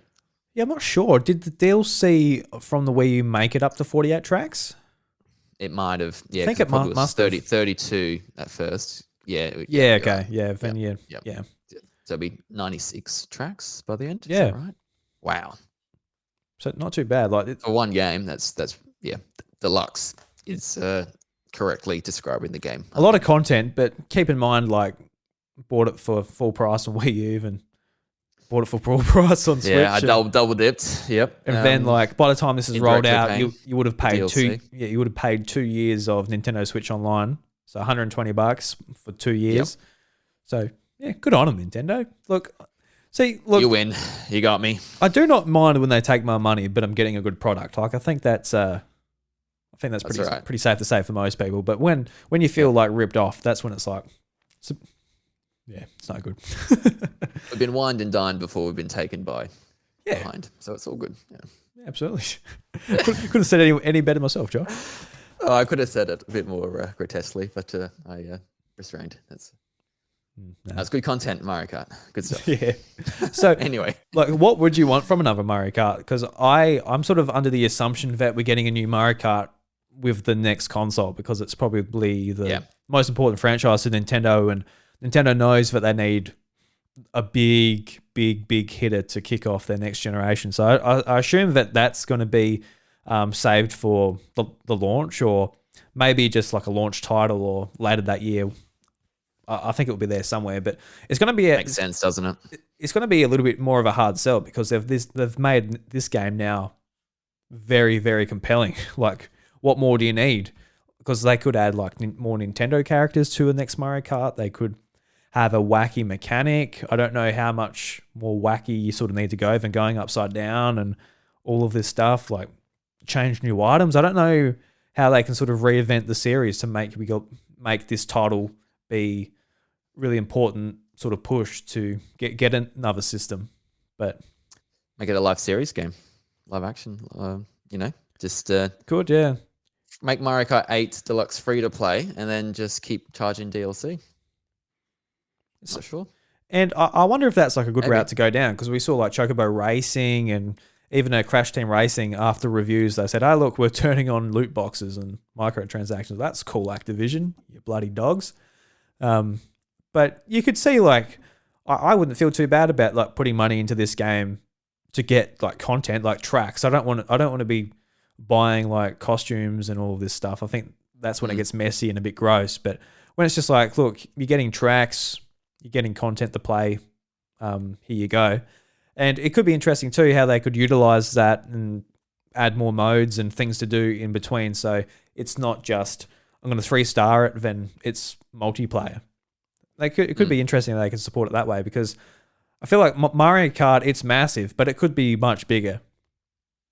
It could always be like on the tip of our tongue with new content and stuff. You could see like just with these DLC packs that the conversation just sparks up again, because everyone loves Mario Kart. It's been the same one for a long time, and while I love it, it's been the same one for forever. So yeah, probably normally we probably would have had at least one more extra version by now, probably closer to a second. I like the idea of the live service, but I just think Nintendo just values, selling a game at a price. And I think I appreciate Kart that 10 too. or 9, whatever it is, if we count Tour as 9, I don't know. But Mario Kart, I'm sure they'll call it 9 because 8 was so popular, but we'll see on that. But I think it'll be a standalone game on the new Switch. And hey, let's, maybe they Nintendo it really fully like Smash Bros. And get all these different characters in, all these different theme tracks. I think that's online modes. That might be the way to do it. I think that's probably the thing that would make us go like, wow. Because you can see another Mario Kart and they're like, oh, look, there's another Bowser's Castle or another Mario Circuit. It's like, wow, that looks cool. Yeah. Look, for me and you, like, they've got our money, but the 40 million people that have this game, is that going to push them to the next system? And I could see like, as like more Zelda courses. We've got Zelda and Animal Crossing, and they are so cool. Everything going on in the background is unreal. The music, everything about it. Even like in the Zelda course for like Hyrule Castle, like you're collecting rupees instead of coins. You're getting those sound effects. Like there's no sort of detail left unnoticed. Like it's really quite incredible, and you could see that across like the whole game. That'd be nuts. And honestly, maybe that's why we didn't get characters and other Nintendo themed courses in this, because they're like, look, you're getting a lot more content, but this one selling factor that will be in the next game is being held, which is like, getting like more F-Zero courses or whatever have you. Maybe that's why they're sort of holding off on that. I'd like to think so, but I'd love it. I think, with Smash Bros, I think it's doesn't seem like they're going to do any more. Seems like they might port a Smash Bros Ultimate to the next Switch, or if they're going to do it, it'll be very different. And so I think Mario Kart's the obvious next one to get, the whole Nintendo IP universe into it. So, just Metroid ones I'd get so excited for, or, actually having Captain Falcon as a raceable character, and then in all his different worlds, and not just Big Blue, but all the other sort of tracks that he's been on. I think I get pretty excited over that. A Kirby one. Let's like air ride. Let's air ride this game, and that'd be awesome. Doesn't have to be carts, stars. Samus can be in a ship or something. They could go really, really ham with it. Yeah, because I don't know if you remember the Rosalina reveal trailer in Super Smash Bros. For Wii U, but it's basically like on Rainbow Road, and Kirby's flying on his star, and they crash, and like they see Rosalina and Luma, and like just seeing that, like Kirby on Rainbow Road, like just how it all mixes together. It's like that would be sick. Like Kirby would actually fit Mario Kart really well. Yeah. Oh, it makes so much sense. Yeah. So then the racing games in the past, it's a no-brainer. Yeah. So like I really do appreciate this model, and talking about like free to play, I'm so glad that Nintendo has restraint not to put a lot of their franchises this way, because I think Nintendo learned the hard way when they went into the mobile space that like with Super Mario Run, they wanted to be like, look, we're a software maker, we sell software, it's $10. I know that's expensive for a mobile game, but it's Mario. And everyone's like, well, fuck Mario, we got Barrio, and that's free, and we just have to watch ads every 1 minute, and we put in $1 because we want some bloody microtransactions here or there. It's like, all right, I guess we're doing that, says Nintendo, and that worked on the mobile platform. Like Fire Emblem Warriors, it's made it not Warriors, Fire Emblem what's it called? I forgot. The mobile game doesn't Heroes. matter. Is it? No. Yeah, Heroes. Yeah, Fire Emblem Heroes. That's made over $1 billion. So okay. So much money, isn't it? It's Yeah. crazy. So Honestly, crazy. I'm glad they have restraint on their own platform, and like I've said it before, like they are the ones who are going to be selling Switches without Nintendo on Nintendo hardware. They're not going to sell to anyone. No third parties are going to be interested. So if they want to nickel and dime their audience, well, I think it's all downhill from there. So it's good that their software is pretty much just made to be purchased and enjoyed. And when we were talking about Strikers a couple of weeks ago, I know Bryce was like, wouldn't it be better if Strikers came out maybe and had like, support where you sort of support it with microtransactions and stuff? And to me, that's not what I want from Nintendo. I know like Epic does it really well. Free to play game on all platforms, an account that goes across them all, battle pass. I think that works great, but when it's like paid software or exclusive software to locked to one game, I think that's when it becomes a little bit more of an issue. But yeah, I think as long as they make their own hardware, they're going to make you buy the game, or at least opt in for a subscription. So they just value what they make too much, don't they? Even with the Red Jeep book we read, they having Wii Sports for free as part of the Wii launch, they didn't like. So yeah, I think they value it too much, and I think I don't blame them when you're selling 45 million units of Mario Kart 8 Deluxe at $60-$70 a pop. That's not bad at all. Yeah, For a absolutely. re-release game. You can imagine imagine how much it cost them to get it to Switch and how much but the margin, the return on equity on that's you don't need to do the cost benefit analysis to know that's a lot. Nah, you put your calculator away, Josh. Like, sorry, I'm not working at the bank right now. Am I? He's like, nah. If Nintendo was a client, you'd be like, yeah, nice. Yeah, nice. Yeah. Should have bought their stock 5 years ago when the Wii U was the main console. That would have been the time. Just when the Switch got announced, that should have been the time to buy. Yeah, definitely. Yeah. I think the 3DS would have kept it a little bit not too bad, but yeah. I mean, you imagine if it was just Wii U? It's like, it wouldn't even have any stock. Everyone's like, no, just take it. We've been gone. Yeah, that's right. And ball it off. Yeah. So I guess talking about numbers, Josh, we can talk a little bit about the first quarter financials for this year, and we'll get through this a little bit more quickly. I know you've already sort of gone through this on your show, so I don't want to bore you too much. But for anyone that hasn't listened, heard any of the financial results, I'm always quite interested in just like checking out, how the games are selling, how the audience is reacting to them, what this might mean for future sequels and all of that as far as like Nintendo's direction going into the future. And it's sort of one of the more noticeable things is that Pokemon Legends Arceus hasn't actually been updated for this quarter. So last quarter it sold 12.64 million copies, but since then it hasn't had any new data. So pretty much since then it hasn't sold a million since. And it's fallen off a cliff, hasn't it? That's so like surprising. It's a little bit of a shame because I think what Legends Arceus done was really is a good step for the Pokemon series, and it was a lot of fun just being immersed in like the different areas and going around catching Pokemon. For me, that was fun in itself. Just being like, oh, that's a big one, and you throw a ball.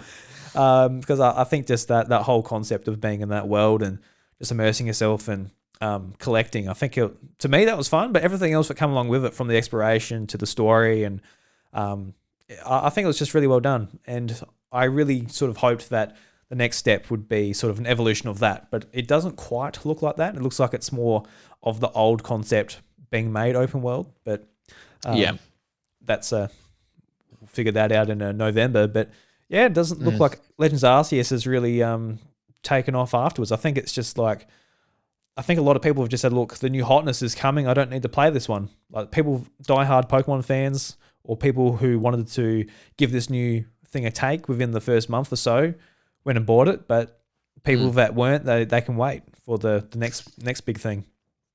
Yeah, I think everyone who wanted it bought it straight away. And I said on the show that I think if it wasn't a million copies sold in the last quarter from April to June, it surely would have been just under. So I think you wouldn't think, which is still surprising. I just really thought, even I know Kirby came out a bit later in March, and so was more recent in the latest quarter. But that sold pretty well in that next quarter, and so that's probably had a bit more of a tail compared to Arceus. So I'm sure it'll pick up again, and it'll be a million unit seller again for the next quarter, the next couple probably with the holiday period. So, but still, it was pretty amazing to get the 12.8 whatever it was million sold straight away up to the end of March. It's a lot of games. It's already in the top 10 top selling Switch titles, isn't it? I think around 7th or so.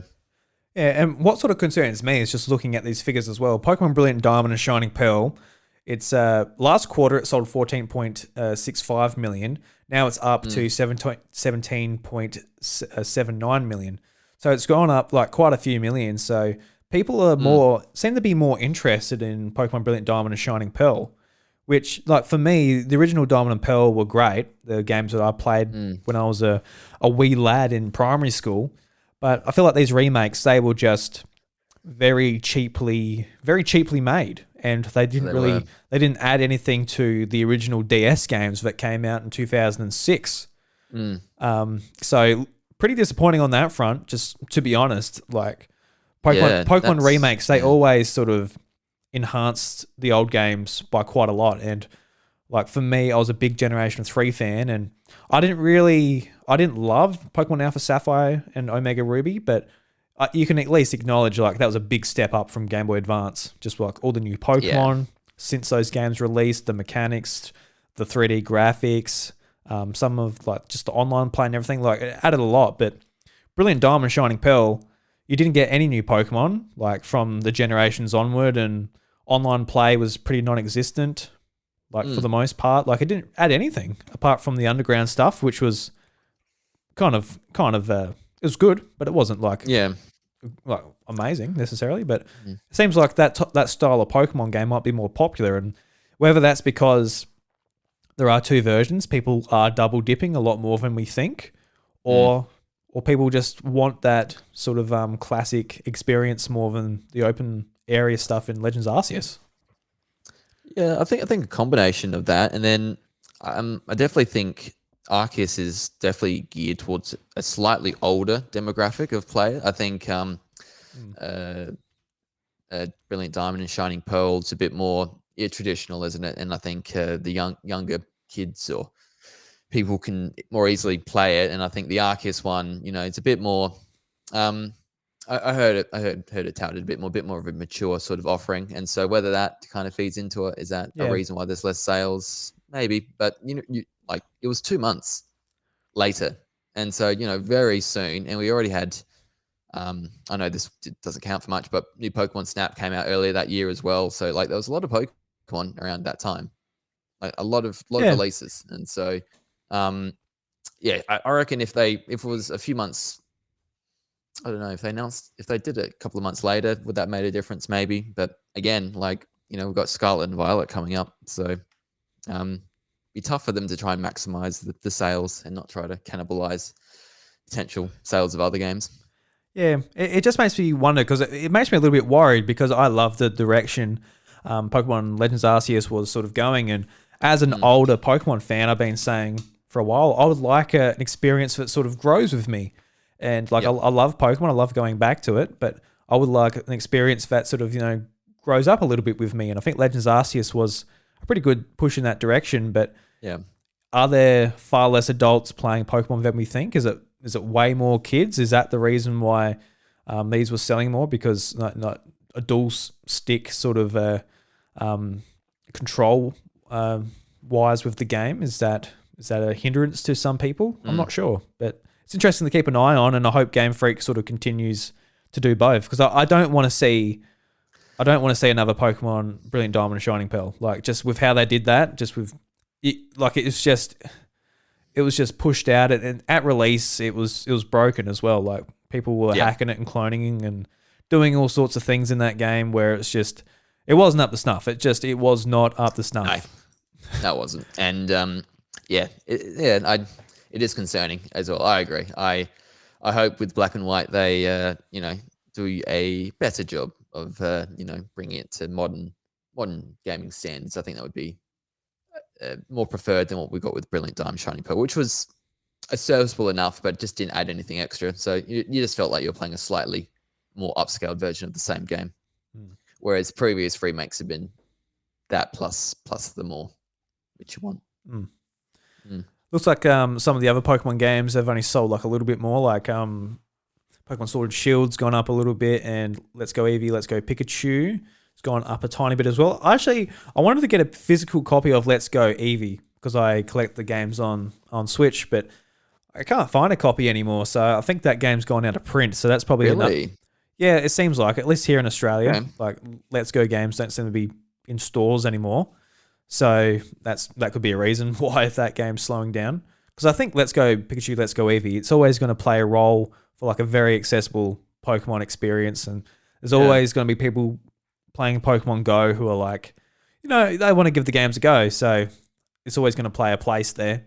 And new Pokemon Snaps, it doesn't have any new data, so that's interesting. New additions this year with Nintendo Switch Sports sold 4.84 million copies. That's pretty good. It's because it's a fun game. Decent. It's a fun game, but it's just sort of suffered from Nintendo's updating sort of way of releases where we're still waiting for golf. Like, come on, like where's golf? Like that update the other week. Like, what was that? That was a nothing update. You can use the leg strap now. Like, I think that's really they honestly, like, in retail, you go and get the physical copy and the leg strap. Then 2 months later they say you can use that leg strap to play the soccer mode now. Okay, Nintendo. Thanks. They had to make it. They wanted to release it in April. They got 90% of what they wanted to do, and I think this golf has taken a bit longer than they wanted to, sadly. Because it makes sense to me to be like, look, golf is coming out later on to like get engagement back. I don't agree with that. I think that just makes it a worse product when you're probably more interested in playing it, honestly. But that is what it is. I hope they don't continue to do it. I think they will. But when it comes to like the leg strap compatibility, like, you got to be joking. Why did that take so long? That should have been in there. But I agree. It's baffling. Really baffling. Just rushing to get close enough is good enough. And we've both been pretty vocal on this with sports titles and our annoyance with how Nintendo goes about it.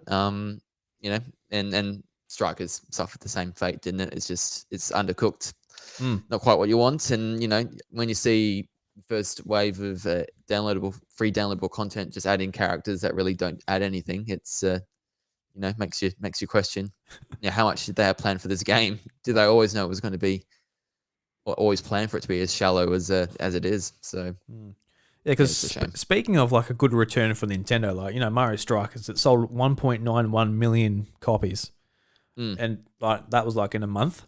So geez Louise, you could see like the amount of, not even a month, like 3 weeks. Yeah, you can see like the amount of like the core mechanics of Strikers. They're okay, but everything around it, it's like there's just nothing there. There is nothing there, and just to get that return, you can see why they do what they do, because they delay Zelda for years and years. They put everything into that game, give the team all the attention it needs, and it becomes like one of the best games that's ever been released. Especially it would be one of the best games on the Switch, like bar none. But in the meantime, they've got to make money. So it is titles like Mario Strikers. It is titles like the Mario sports games in general. But you can see it works for them. It obviously works for them. So don't know. That's right. We're not going to we're not going to win when it comes to this. I think like, I can't remember if I was talking to Bryce privately or on the show about this, so sorry if I'm repeating this to anyone that's listening to this, but honestly, the next Mario Sports title, guys, we're ignoring it. It's a waste of your time. It's a waste of my time. Who gives a shit? Like, honestly. What if it's horseback riding, Drew? What if they bring that back? Oh, well, I can't say no to a horsey. With Edelgard. Oh. Here we go. That would bring Drew back. Yeah, and all she says is, "Are you looking for a gap in my armor where you're trying to slip through a sword?" Like, maybe. If it was Manuela for me, I'd be yes. What if I am? What if I am, Edelgard? What if I am? Yeah, that's right. Yeah. how you fix the sports titles. Yeah, and unfortunately, Fire Emblem Warriors Three Hopes, we got no data, but that game come out like just on the cutoff of the Just before financial results. I hope that game went well. It deserves it. Being Fire Emblem hopefully boost it, but I think a lot of people are actually a little bit iffy on the Warriors titles, even with Nintendo franchises involved with them. Because Age of Calamity, it was kind of like everyone's a bit wary because that game didn't run very well, and also like they hyped it up to be like the prequel story to Breath of the Wild, but they very quickly be like, this is an ultimate universe with a completely different story and outcome. It's like, oh, it's like you kind of misguided this pretty much. I thought it was going to be the prequel. It was misleading. Yeah. I mean, I've been the same with Warriors games. It's probably not quite my thing. But I admit the Fire Emblem Three Hopes, that's definitely the closest. I mean, I've played a little and enjoyed it. So, it's definitely got the right things going for it compared to the other ones for me anyway. If they did a Xenoblade one, I'd be very interested. Oh, that'd be dope. That'd be awesome. Yeah. Xenoblade one. And I wouldn't be that surprised to see one, honestly. I think like the hype for Xenoblade is right up there and it's a perfect title to work with. Any game that has a war, it works very well. So yeah, Xenoblade. Yeah, if they based it heavily on 3, that'd be good. Because honestly, I could see the next Nintendo-themed Warriors game being Xenoblade. I think for me, like we've had Zelda. I think I'd love to see like a Pokemon one, a take on that. I don't know if they. I don't think they keep it cutesy. I think they make it like a game based on war. There's like a whole sort of fan theory of like the Pokemon War from like when you talk to Lieutenant Surge, he talks about the war that involved humans and Pokemon, and Pokemon X and Y as well. There's like part of the story is describing the war and how that story unfolds and like the secret weapon and all of that. Like there is like a backstory of Pokemon that has like involves war involving Pokemon. So I'd love to just see, a bunch of Pokemon characters to play as, going around as Charizard. I think it'd be pretty cool. But it'd be cool. I reckon it'd be alarm bells ringing for the Pokemon company having that sort of, I don't know, violence towards the Pokemon. Probably, yeah. Brand. I don't know. As much as I'd want that game, I think that'd be so cool. I mean, it wouldn't be so bad. You just like, say you're running around as Pikachu, you Thunderbolt somebody, and the Pokemon's like, oh, they faint, they go back in the Pokeball. It wouldn't be. Oh, look, they fainted, because in Pokemon they're playing around with like, animal cruelty themes and all that, and people like touching on this. Like, guys, it's Pokemon. It's a different universe. Calm down, all right. But yeah, you can see Pokemon. Like, they're not going to get knives out. It's all good. No guns. Yeah. And I guess the last addition to games that came out this year is Kirby and the Forgotten Land at 4.53 million. So I think that's great. I think it's really good that Kirby come out and has sold well, because Kirby and the Forgotten Land was definitely my most enjoyed Kirby game. And I've enjoyed a lot of Kirby games in the past, like Squeak Squad and a few on the DS, Canvas Curse, Epic Yarn. Like, they've done some like great sort of take different takes on gameplay styles and art styles. Like Epic Yarn on Wii was like a really beautiful game, and we weren't really used to like good looking games on Wii, but just how you saw the fabrics of the yarn and everything. And I know that Goodfeel went on to do the Yoshi games, but yeah, I think it's great that HAL is being rewarded for their efforts with Kirby.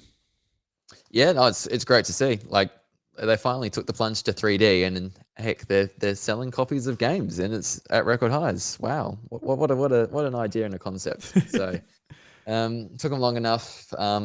Great to see. So I think we'll see more of this, more Kirby action in the 3D realm, which was great. It's so much better than Star Allies. I will, I that was instant regret purchase for me, sadly, when I bought that game. I don't think you ever bought it. No, I never bought it. I'm like, I don't need that. You're smart, Drew. I don't know about that. I was the dum-dum and bought Kirby Star Allies, tried to enjoy it, finished it, and nothing good about it. So yeah. And I'm buying everything, even Xenoblade Chronicles 2, which I like barely touched, but Kirby, I'm like, nah. No, I don't need that. You were recording the podcast as well at the time, so I'd be interested to hear your thoughts as to why you didn't. because Well, you felt like you got to cover games, so well, especially Nintendo published ones. Well, I play a lot of the Nintendo games, and that's mainly not even because of the show, just because I love to play them. Like, Nintendo's my favorite publisher, so I enjoy to play them. But when I see a Kirby-looking Kirby game, which is doing nothing new, and is mainly based around playing multiplayer when I've got no one to play with, I'm like, I probably don't need that one. I'm probably okay. And if I bought it for like $80 and I come back to the show, I'm like, yeah, I played Kirby, I finished it. It was... I bloody jumped around a bit and I sucked up some stuff and I got an ability where I had the cutter and did I cut up some things or what, Josh? Did I bloody slice and dice? Yeah, nice. Yeah, no. And I had a friend, his name was Mettadox. He jumped around the back. He was AI controlled because I got no friends. And the ending really actually blew me away because it said the end. I'm like, thank God for that. Yep. Thank God. No more. Or did it say goodness. Finn? Did it say Finn? I didn't play it obviously, but did it say Finn or the end? Finn does ring a bell. It might have been that. Yeah. Not good. So that's why I didn't buy it. Again, you're smart. That's what I'm saying. I was the dum-dum. I just went for it. I didn't even have a podcast at the time, Drew. So I just bought it because I thought it was cool. You bought a game. You didn't even have a podcast. What's the point of it? Hey, no. I hope you got some enjoyment out of it though. Like in all seriousness, like that was alright. It's a bit. A bit, yeah. I've played other Kirby games and enjoyed them fairly well, and this one was like you said, just more of the same. So yeah. Forgotten Land though, they'll do another one. They'll do another Last of Us pseudo Kirby game, and it'll be great. More of that. That's all I want. Kirby's daughter doesn't die at the start of the game though, so they need to go a bit further if they want it to be The Last of Us. No, fair. I never saw Joel in The Last of Us suck up a car. I never saw that. No, I missed that bit. In the remaster coming up. Yeah, I hope they put that in the remaster. Yeah, that's all right. Yeah. Switch hardware sale updates. The Switch is now at 111.08 million. So, Jesus, it's the second best selling system of all time. No, not counting sorry. It's the third best selling. It's still got to beat the PS4, but then after that, without handhelds, it's just got the PS2 and sights at 155 million. That's going to be a hell of a stretch. That's going to involve really strong software support for a few more years. I'd say at least 3, with other Switch revisions that also count towards this number. So, everybody sort of say, oh, look, it'll get the PS2. It's like, I don't know about that. I really do not know about that. That is a hell of a push, but we are in a time now where gaming's more popular than ever. It's just Nintendo needs to make sure it gets there. And because I dare say you feel this too, but they are running out of those big franchises that make us go, oh, like we're getting Zelda, that's gonna be great. But Smash Brothers, Mario Kart, whatever, their big hitters are done, and Pokemon games are coming out every year, and that's sort of losing its wow factor, I dare say. Just as far as pushing more people to get the system, we've already got a few Pokemon games now, so how many more people are they going to get necessarily? Well, they might get more with me buying all the limited edition Switch Lights they release actually. So there is that. You're not the only one, Drew. Yeah, I seem to be collecting them now. I've got the 2 Pokemon special editions. So I'm like, I got to get the 3rd one. I got to get the 4th one. If they start doing it for each game and they start doing 3 games in 12 months, I'm like, fucking, all right, calm down, Game Freak. All right, yeah. Yeah, just I'm not made of money, Game Freak. Jeez. But no, you're right. They're doing sequels to Switch games already released. So they're at that stage where they've got plenty of weird and more niche things they could do, but the big stuff, the big hitting, selling stuff, they have already done. So there was a bit of worry with this quarter because it was a bit down compared to only 3.4 or 3.8 million units for the quarter, which is down a fair bit compared to the previous quarter. People are, there's some saying alarm bells. Is this the decline of the Switch? Are we going to, get this 6th year decline that always happens with their consoles, or is it just a little blip? I tend to believe what Nintendo's saying with the semiconductor shortage, and they just can't Yeah. make enough to sell. I think there's still plenty of momentum, and especially with what's upcoming, with I just said before it's sequels, but Breath of the Wild 2 is going to bring a lot of excitement still. Definitely, yeah. And that counts for something, doesn't it? So it's a great time to be a Switch fan, and I think there'll be at least 2 more years. End of 2023 is when the Mario Kart DLC runs out, so we'll at least have That's the timeline. the current console till then. But yeah, I still think the PS2 better watch out at 155. I think I'd love to see it. Like, I'd love to see the PS2 toppled. Yeah. Just from it's on track too. I think. Yeah, I think it's just be really keep doing interesting. some good games. It'll be close. Because like looking at like a lot of companies' financial reports, even like the console manufacturers, they're all sort of suffering the same fate. Like that is revenues down, selling less consoles, not being able to make them, not being able to ship them, a lot of this type of thing. So it's not just Nintendo. Like if Nintendo was an outlier, it's like, oh Jesus, what are they doing wrong? But just like the huge boost gaming got in the last couple of years, like you saw with Animal Crossing alone, like that series just got catapulted to new heights because people are looking for content to play while being stuck inside.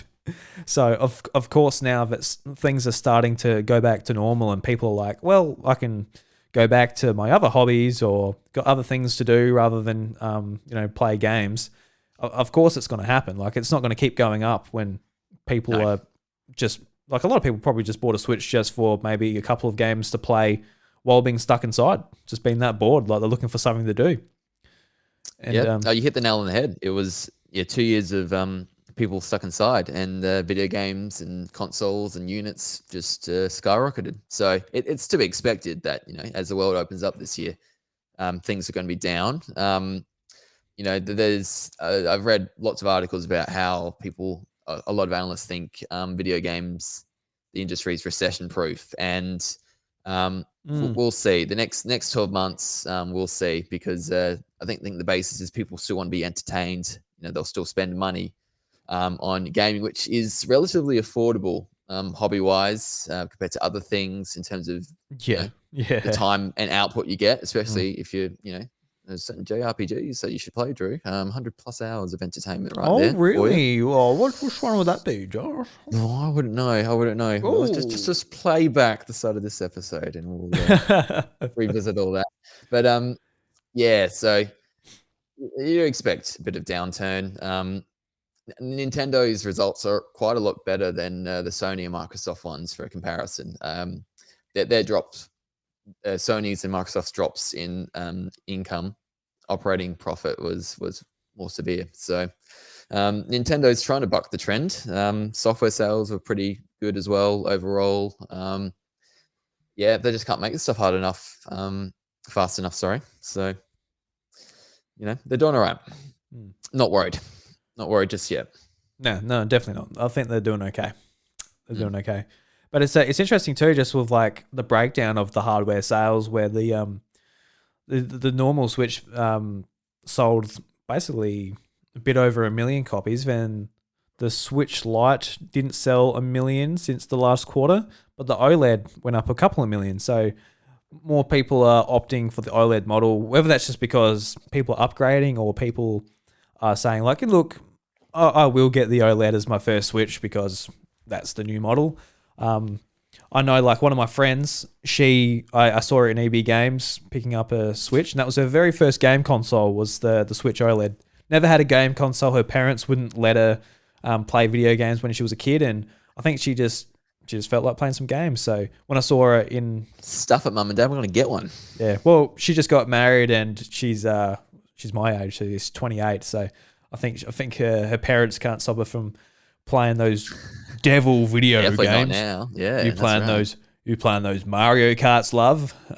I'd rather you play Tetris Effect on the OLED screen. Let me do it. I'd rather you bloody do meth and sell it to primary school kids than play those things, mate. Jeez Louise. No, I never got that. Outdoors, because I remember at school she wasn't allowed to go on Facebook or do anything, and like I can understand Facebook to a degree, But like when it's just because I'm actually really good friends with her dad. I played soccer with her dad. Good, like awesome bloke. But yeah, just don't know what was she allowed to do. Just couldn't play video games inside. Yeah, I guess not. But You get violent. You kill people. Yeah, but Your brain turns to mush. I thought it was really interesting that the OLED Switch was her first one, and I just said, "Look, why are you getting it?" And she said, "Like, oh, she just wants to play some games," and the Switch seemed like the more appealing console to get for her. I thought that was pretty cool, and I'm like, you need to get Mario Kart, obviously. Animal Crossing, you probably get a kick out of it. Zelda, like I had like 10 games where I'm like, look, these are probably pretty good places to start. So she's like, come the fuck down. Did you plug the podcast while you're there, Drew? I don't know. I don't. Should have. Yeah, just like I've got a good podcast you can listen to. Episode 163, I did a breakdown of the best games to get on Switch. I had my mate Josh from NintenVania. We talked all about it. About it's a nice like 13-hour podcast. Really take up your whole day, love. That's true. She would have walked out by the second sentence. That's a very, very good point. But the OLED sells well because it's an easy thing to upsell. For the extra $70, it's you're getting for handheld play, the OLED screens, it's awesome. I don't own one, but my brother, I did a whole like cost benefit analysis again. I gave him the whole rundown of why the OLED like is different to the OG Switch or the V2 Switch with the extra battery, and what it does. And he's like, yeah, it's worth the extra $70. And he bought it, and he's like, yeah, it's the kickstand's better, or I don't have to buy an adapter for the dock because it comes with LAN already. All that stuff. It just made sense. And so, so for that reason, that's why the OLED's selling more. And if I drop my Switch one more time, my OG Switch, I will need to buy one, and it will be an OLED rather than a V2 OG Switch. And so I think we're getting a bit of that now as well. People are had their Switches for a few years now, and they do break. Mine's very cracked at the top. I think that's something that a lot of the OG Switches. Mine was too before I traded it in. Yeah, kind of up there. Yep, the exact same place, just near the. Yeah, you can see that near the buttons. Yeah, the power button. Yeah. Yeah, so apparently that's a normal thing. It just when it overheats or something. Yeah, mine wasn't even dropped, man. Mine just cracked. Yeah. And so, it's still fine. Mine works fine, but the moment it stops working, I'll be jumping on the OLED. Yeah, I love my OLED. I'm so happy I got one. Like the screen alone is worth it, but just the whole build feels better. And I think a little secret thing that makes a lot of difference that you might not expect is that kickstand. Because like on your Switch, you'll be like, you use it on a table potentially, but apart from that, you won't because it's just it has to be a table. Yeah, like a flat table. The sofa, it won't work. And then my brother's on the sofa's fine now. Yeah, because like now, like so flimsy. Now, like if I'm playing in bed, I'll probably take off the Joy-Cons and like just put it on the bed, and it will stay on the bed. It's perfect for that. Like on the arm of a couch, put it on there. Just maybe on your belly if you're laying down as well. Oh, nice. So like you can just use it wherever you want compared to the old one where it's just you got to balance it pretty much on a broomstick, like trying to do a little juggling 100%. Trick. So yeah, no, I love the OLED so much. I'm glad they made it, even though it wasn't the Pro everyone was hoping for, but the pseudo Pro.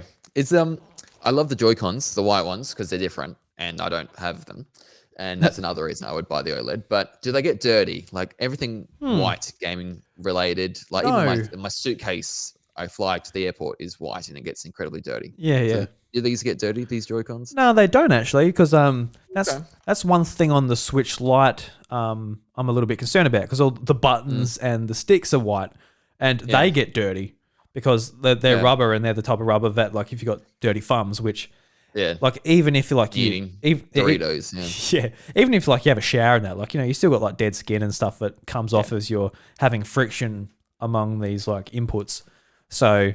You are going to get them dirty. So I don't quite like I think it looks nice when it's brand new, but the Switch Lite, that does get dirty. But with like the sticks and the buttons being black on the Joy-Cons, they don't. And like, it doesn't really stain the sort of glossy plastic on the Joy-Cons, which works out well. So no, it doesn't actually. Yeah. What color is your light? I've got a yellow one. And I've also got the 2 Pokemon ones they released. Yeah. Yeah. Yep. And, Yep. and they've got different coloured buttons and sticks. So Yeah. works that out. Yeah, nice. So yeah, I think that's as far as the sales go. I guess just an update on Mario Kart and Animal Crossing, just because they're the big numbers. They're always fun to see what's happening. So Mario Kart is now at 46.82 million. So Jesus Christ, that's a lot. And Animal Crossing New Horizons is number 2 at 39.38 million. So it's gone up. It's gone up by not too much, honestly, a couple of thousand. So it's slowed right down. But the game's not really being supported at all with any content. Like that's all finished. And No. that's a poor decision by Nintendo to let that audience just sit and not engage with new content. They saw the phenomenon. They see the sales. I think they should keep at it. To be honest, they should keep adding expansions. But it is what it is. The game wasn't built to be maintained like that, so I guess they're just sticking to that. Yeah, I honestly don't think they thought it would be as successful as it was. I think who did? No one predicted what happened. Literally it happened the same week, really globally, when the game came out. And so, I think if they had known, maybe they might have been able to provide more resources, or I don't know. Maybe they thought what they had for the next. It was about a year and a half, wasn't it, of content they did? Maybe a bit over a year. Yeah, they had like maybe they thought that was enough. But they had free updates and stuff. But which were pretty standard. Yeah, then that I didn't get Sorry. Oh, sorry. That's the expansion pass that came out included with Switch Online. They had that, but then they said that was it. And I don't know, because there's just like I saw so many YouTubers who covered Animal Crossing or went to covering Animal Crossing. They exploded with this game. So it goes to show that this game sold a lot, but the community is still there. And Kato, who I listen to on the Nintendo Drive, she's got 100 million subscribers, and her channel exploded because she is an Animal Crossing YouTuber. And I saw lots of these guys just become huge because of the thirst for content for this game. Like, it all starts off with island tours and tutorials and just all the content that can be made with this game. And there's like a segment of that audience that's always screaming for more content at Nintendo Directs and stuff. And I know it's sort of a bit of a missed opportunity for that type of game, because a lot of them are moving on to sort of like whether it's like Stardew Valley, which kept on getting updates, or there's keeps going, doesn't it? There's an Australian game called Dinkum on Steam, which is very much like an Animal Crossing sort of. I was gonna say knockoff. It's on Animal Crossing-esque simulator kind type of simulator. Yeah, it's not a knockoff because Animal Crossing is by far not the first game to do this type of thing. No. But like that's made by one person, and they're doing a great job sort of keeping that up with early access stuff and giving people stuff to do. So they're just going to lose that type of gamer, which is important to their ecosystem and what they do. But yeah, it's just one of those games people can keep playing. And so, yeah, you're right. It's a massive missed opportunity. Whether they feel they'll save everything for the next installment, for the next new Animal Crossing, maybe, not sure. But I have very, very fond memories of New Horizons coming out to the Switch and having to be in lockdown. We had the game. I was with my partner, Michaela. We were, I got to work, fortunately, at home, but we just like every day in my lunch break, we just watched the next tutorial from Austin John Plays on like new things. We learned about the flowers and how to breed them and when the arts update eventually came, blah, blah, blah, like what you need to do for that. And that was crazy. We just, all we were doing was playing Animal Crossing while we're hiding in our homes. And, while everything around was pretty horrible, what was happening in the world, at that time was pretty. I look back at that pretty fondly. Yeah, it's just like it's perfect game for that situation, and it was. I'm glad that it came out then. Yeah, perfect timing. Yeah, so I think that's all we need to know from the financials. It's always sort of interesting, but sort of dry at the same time. I dare say you working in finance can. I froth at it, Drew. Yeah, pull appreciation from it. It doesn't come soon enough. These ones are boring because every 6 months they have a bit more information on the other games. Yeah. And so the one in 3 months, I'm keen for Metroid Dread to get to the 3 million mark because it needs to. It's already the best selling in the series, but I want it to get to that 3. I don't think it'll get to 4, but people listening, please buy Metroid Dread. I'm just going to do my call out there. It didn't get quite the Switch bump we expected, to be honest. Like, expected to get to like 5 or something like pretty comfortably, but I think a lot of the conversation around that game, and not even from say hardcore gamers, which we might interact with on Twitter or stuff, but just with like people in my own area and people that know that I like Nintendo, so we talk about Switch stuff. People are very reluctant to buy this because it's, you know, a 2D. It isn't 2D, it's 3D, but it is 2D as far as gameplay goes. They're very reluctant to spend $80 on it because of that, and I disagree with that. I don't think it loses value because it's not like a 3D open world game. I don't think every game has to be that, and I don't think every game should be that. But I think a lot of people felt like it wasn't worth like the full asking price. Yeah. So definitely a bias, and I think it's a little bit unfair because does that mean developers can't make that type of game if they want like a full profit? Like they can't put all of their resources into that type of game? It's a little bit. Maybe it's just like indie developers do it because they can.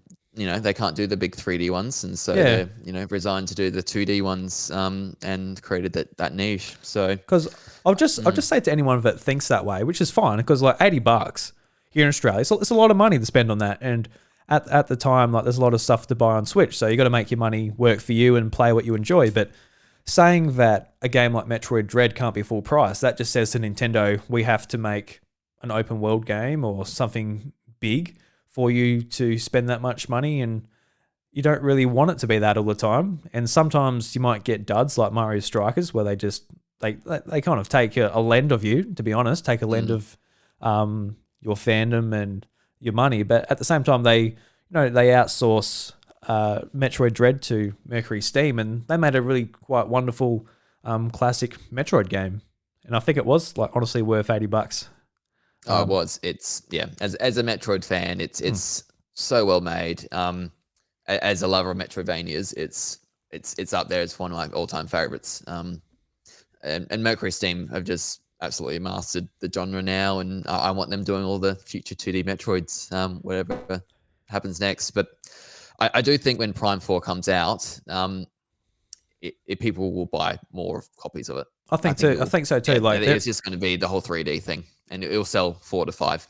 Won't be that stigma where it's like, oh, it's a first-person shooter. Yeah. Like, you know, of course, that's worth it as compared to the older game, which is unfortunate. But you know, people, they'll vote with their wallet, and that's right. Providing it's good, it will sell that well. Yeah. Yeah. Oh, well, let's move on to the last bit of tidbit of news here. We got some stuff from the Pokemon Presents, which I got to be honest, Josh. Like I'm looking forward to Pokemon Scarlet and Violet. I've pre-ordered the double pack, so I'm a part of the problem. I missed out on that. Yeah, I got in there when EB Games put it up. I think Amazon had it for a really good price as well. Which I missed out on that good price, and then I think I saw it normally, and it was more expensive than buying 2 individual ones through JB or EB. Yeah, and so I didn't bother in the end. Then later on, I thought, oh no, I want to, and then it was too late. Yeah, so my bad. So I got the double pack. Part of the problem buying 2 versions, but it is what it is. But it's probably the Pokemon game I'm been least excited about in my whole life, and not because I think it looks bad. It's just because I don't know.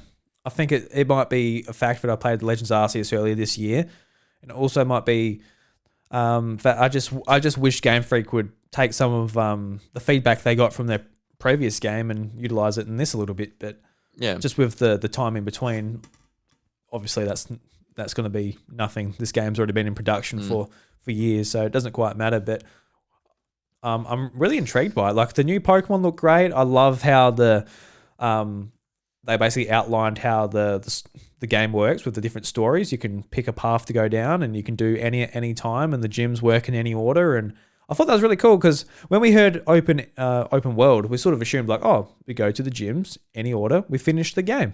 Cool. Maybe some side quests, that'd be good. But no, there's actually like 3 main stories to do, and some will hopefully not be involving in battles, and the gym sort of challenge will be very, very battle dominated.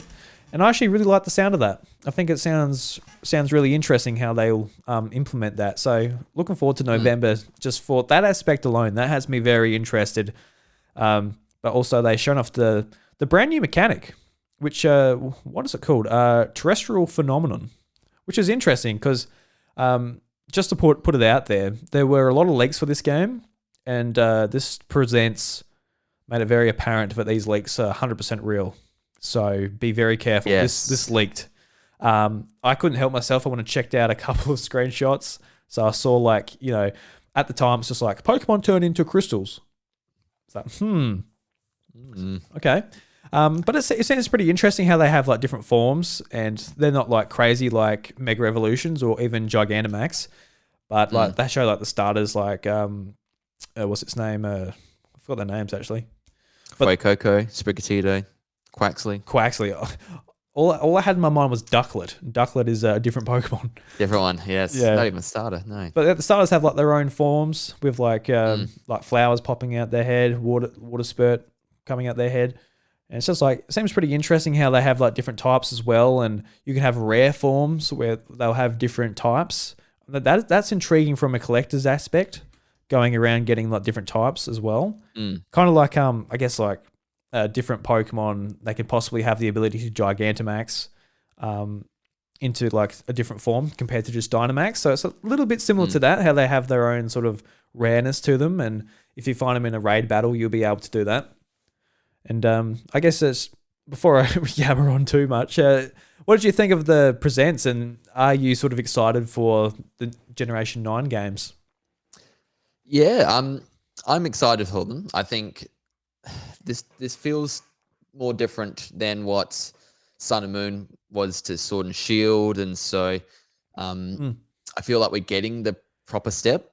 I don't know if I was excited for Sword and Shield, but it looked, it looked like a slightly more enhanced 3DS version of a game. Yeah. And so with the open world factor here, I'm with you. I'm hoping they have a few more Arceus elements added in. I don't know if we know for sure whether we can creep up to Pokemon and throw Pokeballs at them. I don't know. No, by what I can gather, still be possible. By what I can gather just from this trailer and leaks and everything that's going on, it seems like it seemed pretty clear when like a wild Pokemon popped up. It was very much like popping up into a battle, sending out your Pokemon, like doing the same thing. Because it seems like probably the most unfortunate thing about this is like Legends Arceus was like, let's try something new. It's not a mainline Pokemon game, so let's have some fun with it. Let's see what works. And this game is playing it safe. This was developed pretty much at the same time as Legends Arceus, and it's playing it safe. It is Pokemon, but the take on this is that it's open world and the story is out of order. So, but like throwing Pokeballs and like leveling up, just like outside of battle, like when you're running away from the Pokemon, and all of like the quality of life stuff that's gone. Like for example, it like in Legends Arceus, it doesn't ask like, oh, this Pokemon is trying to learn Peck. Would you like to learn Peck? And you go yes or no. You just go to your big list and you can swap out moves whenever you want. Seems like that's gone because there's a screenshot going around like it's asking you to like, would you like to change this move? So like a lot of that quality of life stuff, it seems to be gone. So I just want to set expectations for people. This is Pokemon. This is back to what it was in Sword and Shield, but more open world, which is good and bad in some ways. My criticisms of Legends Arceus was I loved the gameplay and everything, but I missed like all the nitty gritty sort of battle mechanics that was stripped out of it, like abilities and just everything that made Pokemon a bit more strategical was more sort of stripped out. Stuff, wasn't it? Yeah. So I'm glad that it's back, but it's never like the ultimate sort of. You wanted the best of both, didn't you? Yeah. You wanted them to make the clear next better step all round, and they just haven't quite done that. Yeah, because Pokemon, it's always one step forward, two steps back, and it is what it is. It's a little bit unfortunate, but yeah. I'm excited for the open world. I enjoyed the wild area in Sword and Shield, and then they did it again in the DLC for the game. And then obviously Arceus was open area. It wasn't quite fully open world, so this will be a step up from that. So it's looking different enough for me. They're three different stories. I really like that. I think that'll be cool to do. You can, for people like there's some people who don't really care about the story in Pokemon, and because sometimes they're not that interesting, and so people can just focus on the gym badges. And sounds like if that's all they want to do, and then for those who want to do everything, you got the option to. And doing it in any order is the cool bit as well. So Yeah. be interested to see. Obviously, they'll have to do some sort of, it'll get harder. If you do the electric type first versus 8th, it's going to be a different level, isn't it? And so there will be some sort of scalability, I'm sure, to it all. So it sounds like a different dynamic. Yeah, it sounds like there is no scaling. Like it seems like the gyms will be leveled in a particular order from a few reports that we're getting, and it also sounds like from the way the Pokemon Company worded it on their website as well that like there will be no scaling. And it's interesting too because it's like how will it work the best? Like if you just come across a random gym and like will it be, if they did do scaling, would it be scaled to your party? Would it be scaled to your strongest Pokemon in your PC? Because there's some RPGs that have done scaling in the past. Like one of the most famous ones would probably be Final Fantasy VIII, where every enemy is scaled to your party, and it just encourages you to sort of like not battle anyone. And it'll be interesting in this, like if you went to a gym and you're like, I just want to do something different, and you're taking level 10 Pokemon, even though you've beaten another 7 gyms, you just want something different. Yeah. Will it scale to that? But it sounds like there is no scaling at all. So will you come across a gym? It's like, level 70s, Jesus Christ. But you don't really want to have to leave a gym to go and find another one. That doesn't sound like that much fun either. No, so they're giving you the illusion then by the sounds of you can do any gym order you want, but if you're going to go to a level 50 gym with level 20 Pokemon, you're not going to win, are you? And so the option's there, but you're probably not going to do it. And so what they do with Sword and Shield was, in the wild area, you could see the really more powerful Pokemon, but you couldn't touch them, could you, until you got to a certain gym badge level. That was right, wasn't it? I think trying to recall. Yeah. Because you couldn't just certain amount of gyms. cheese it. You couldn't cheese it and catch a really high level Pokemon and play the game that way. They sort of made it not as easy as that, which kept it in line with previous games more so. Yeah, so it might be the same then, by the sounds of it. Yeah, it'd be interesting just how they handle it because there's pros and cons to both ways. I just hope that if you come across a random town, you see there's a gym, you're like, found a gym, awesome. You don't want to go in there and be like, well, I'll find another one. Then there might be a gym you just don't get around to. You go to it, there's level 10s here. If you just smash it, that's no fun either. Yeah. Like you want it to be like a progressive thing. And that's just, that just might be a loss for the Pokemon series we get from open world. Because it's just, there is benefits to having linear progression in these games. Yeah. So that just scale it, right? That just might be something that doesn't work as well. Like there's going to be a lot of other things like running around the environment, seeing Pokemon we've never seen before, catching them and finding like different storylines and all this type of thing that open worlds bring. But maybe the gyms won't be as engaging because there's just not a linear progression and there's not a great way for them to scale it without it just being generic scaling. But we'll find out. We'll find out, I dare say. Not long now. 3 months. Yeah, not too long at all. It's over. Ooh. So we got some new Pokemon as well. We got what's this guy's Fido, yeah, little dog made of pastries, pretty cool. It's a fairy type. His ability is own tempo, so yeah, pretty cool. I'd like to nibble on his ears actually. Nibble. Yeah, be cool to see what it evolves into. Very cute looking. We got a Sea Titan, which is probably the weirdest looking one. It's like a. Is it Sea Titan? I mispronounced it. If that's the case in my episode, I might have. What did? I don't know. I did like Setatan or something, but Sea Titan probably makes more sense. I think it's Sea Titan. It's a Terra Whale Pokemon. It's an ice type. Its ability is Thick Fat and Slush Rush. It's probably the weirdest looking one out of the lot. When I saw it, I'm like, what the fuck? That's sort of my first reaction. I thought I'm not going to pick that one up, but Oliver liked it, so he'll be picking that one up. Yeah, that was interesting. Like a lot of these weird Pokemon, like they do grow on me, so like I never judge it straight away because a lot of even like the weirdest Pokemon, like you might get them on your team because their type advantage works out well for that particular part of the game, and they grow on you, and you sort of get over it. But yeah, it's definitely a weird design. We got Wooper. I'm just like, what's the name of the region again? I'm trying to. Paldea. Oh yeah, Paldea. So we got the Paldean Wooper. So it's a poison ground type. Its ability is Poopy Whooper. Poopy Whooper. Pooper Whooper. Pooper Whooper. Its ability is poison point and water absorb. And it's got a bit of different belly pattern. It's got bones coming out of its side of its head instead of those other ear things a normal Whooper would have. So it's pretty cool. And it also showed off like the bikes, like using the legendary Pokemon as bikes, which was another leak that was sort of shown off in the Pokemon community earlier. So once again, all these leaks are going to be real if you do come across them. Sorry. Have you seen like other Pokemon then, like evolutions of starters? I've been keeping out from the leaks, so I don't want to know them. I don't want to know the leaks. I just had a moment of weakness. Do you know that do you know that they've been leaked, or I don't think so. But okay, because I've seen it, yeah. I really like this YouTuber called A-Drive. I really like his content. He recently hit 1 million subscribers, but it seems like his audience just wants to know about the Pokemon leaks because his videos are only Pokemon leaks. So I'm like, all right, dude, I can't watch your videos until November, apparently. Unfortunately. Yeah. Talk to you soon. So every now and again, I see a thumbnail and I'm like, just like, just really trying to clickbait you. I'll go, oh my God, look at this.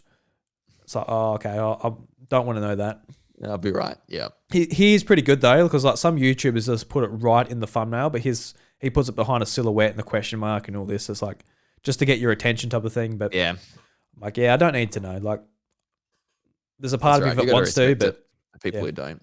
I honestly wish they just said like Pokemon Scarlet and Violet and just nothing, no information. Don't know if it's open world. Don't know the starters, the legendaries. I'll just see you in November. That'd be good. Yeah, never going to happen, is it? Sadly. No. And like, it can't either. Like, they want to sell some games, so fair enough. So yeah, anything else you'd like to say about Pokemon before we move on to some Red Coin releases? Oh, I mean, the Presents was boring overall. I just thought that'd be worth mentioning. It's just the other stuff before the Violet Scarlet. Pretty standard stuff. Nothing too. I'm always hoping for something. A weird spin-off game like a pinball. Definitely, or, Conquest, something new like that. But nothing. Yeah. Nothing on Sleep. But we got some updates on Violet and Scarlet, so it's shaping up to be good. Yeah, I'm excited for November. Yeah, we can see what the Pokemon Company are doing. They're like, look, here's a game you're interested in, but before that, we're going to try and rope you into our mediocre mobile titles. That's right. Tencent need more money, so please continue to support Pokemon Unite. I mean, Pokemon Go, I enjoyed Pokemon Go. I've fallen off of it because their practices have gone a little bit lately, just with how they've been. I've completely fallen off. Yeah. I was like 4 months ago it was only. So for 5 straight years, I was all over it. And I was hardcore into Pokemon Go. Spent like $30 a month type of thing, and I got my I got my money's worth. Like usually, not every month, like every odd month. Yeah. Because I was enjoying it. I played it like every day, got my money's worth. But then they started taking away like certain bonuses they were doing each day and making it less fun to play the game, making distances a bit shorter, and they made it less accessible, didn't they? Yeah, but they introduced things for COVID, and then they removed it after, which was sucky. Yeah, because like the COVID things they introduced, like they just made the game more fun. Because it did. Because like especially for you, where you live. In like rural, like I fell off Pokemon Go for years and years and years because I just could not play it. I could not play it here. You had no chance to. In the country. And I went to Melbourne one day and I'm like, this is a lot of fun. And I took it home and a few more Pokestops and a bit of a community popped up in town. So I got into it more. And when COVID come, like they sort of made like remote raid passes and all that. And when it comes to like raid hours, so it was like, it goes from 6 to 7 on Wednesdays. Typically, like sometimes I would have to leave my house and go like sit in my car and like do these raids with people, and it's not ideal. I don't want to spend that time away from my partner. She doesn't play Pokemon Go, so she won't be joining me to do that. But when it was raid passes, I was like, yeah, it's great. But now it's sort of like it's not as accessible because you used to get a few free raid passes each week. So that was great. But now they sort of stripped that back and made the distances a bit further away, so you can't actually do it from as far. And I don't know, they just made it less fun. So I'm like, oh, well, don't worry about it.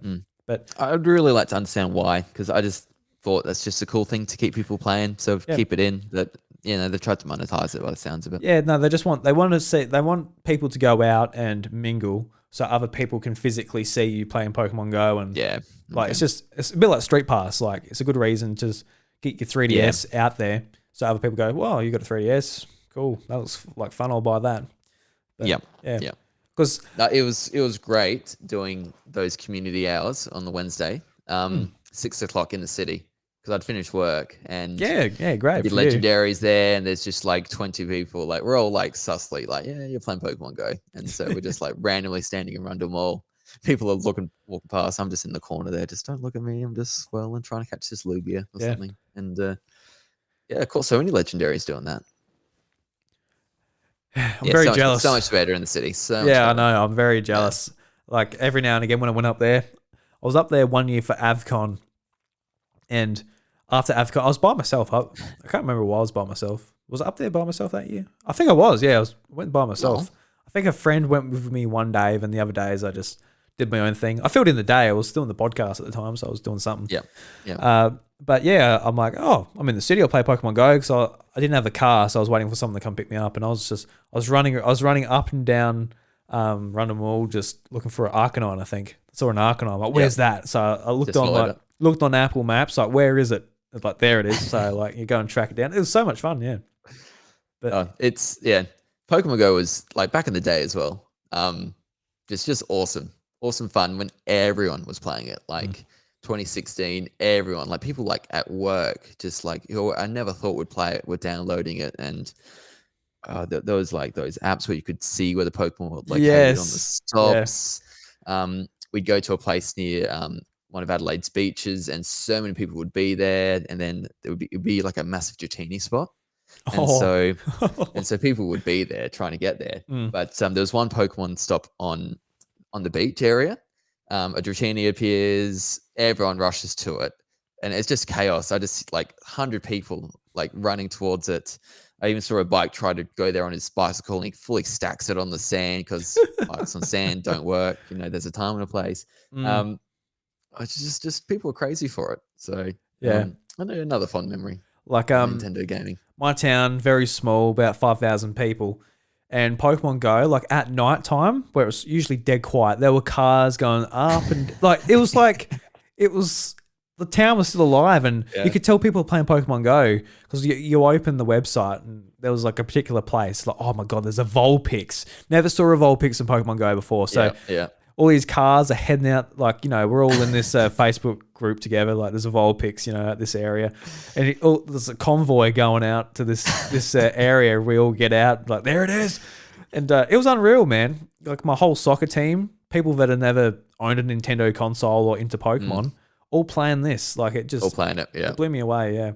But like in 2022, I think I hope they sort of heal what they've done to their community. They've upset a few people, I think. And and it's not good. Yeah. But it seems to be doing really well still. It's definitely, one of the most profitable games, isn't it? If they make a few changes, I'll be more than happy to go back to it. It's just they made it. I'm not even against it. They just sort of made it not that fun. Yeah. I think that's just the main problem I have. But oh well. They're going to get to the stage where they've run out of Pokemon as well. Yeah. Actually, what did you think of the part when they were doing the Pokemon Masters, and they sort of they faked this? They didn't fake me out, because I'm like, oh yeah, it's Pokemon Masters. But I saw like a few reactions from, say, like channels like Kinda Funny and that, where they got the character running up the mountain. They say red, and everyone's like, oh my God, what is this? This is like some awesome side game. But it's like, I'm like, it's just Pokemon Masters, man. And it was. I didn't. It got me. And so I got I'm just like, I got excited. I'm like, this is all just mobile stuff. Like, don't worry about it, guys. Just close your eyes until they say Scarlet and Violet. Yeah, I'm not familiar with Masters, and so it got me, and I'm like, oh, it's red, and then nothing, and so I was a bit disappointed. So oh well, it's just the tone. It was a standard one. It was nothing special. So yeah. Oh, all right, let's move on to the Red Coin releases. And talk about some games that came out to the eShop this week. Alrighty, so the first game is Hindsight from Annapurna Interactive, and the little blurb on the eShop is, what if the physical objects of everyday life, the possessions we hold close, were actually windows to the past? Peer into a distant memories and unseen futures in hindsight. From the creator of Prune, Hindsight is a narrative exploration game spanning the entirety of a woman's life, from birth to present day, as she tries to make all sense of it, relive her childhood home, sort through personal, let me expand here, sorry, belongings, and step through windows to memorize memories frozen in time. So get that for $20 on the Australian eShop. And I'm really interested in getting this. I just got a few too many games on my plate, but this is on my wish list. Definitely interested in picking this up.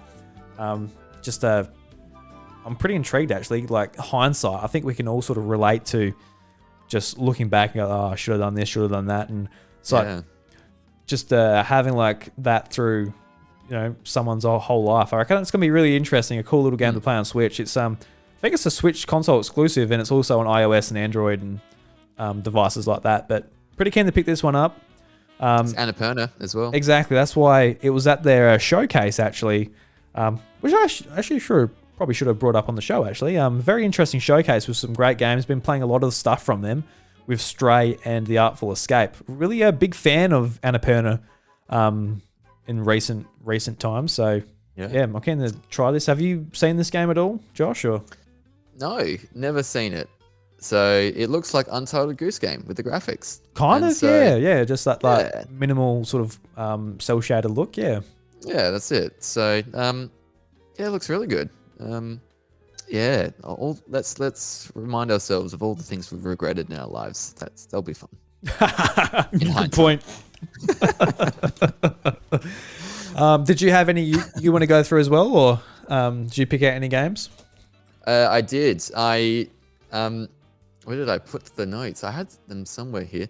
So there's lots of things on sale. I am a particular fan. I would recommend AAA Clock Platinum Edition. Okay. That is $288. Was $16.95. All right. So what's this all about? It's just a clock. Just a clock. It's usually $17. Jesus Christ. That's a big discount. It's now probably only slightly overpriced now at $288. It's 83% off. I remember on the DSi store there was like a Mario themed clock you could get for a couple of bucks. At the time, very very novel concept, downloading software to your DS. But in these days, there's actually, I'm going through it now. There's like a lot of different faces you can get, digital or analog. Very different faces. That's right. There's one looks like a cool little Game Boy art styled game. I don't know how. There's PM and AM time. Jeez Louise. It's a fun time.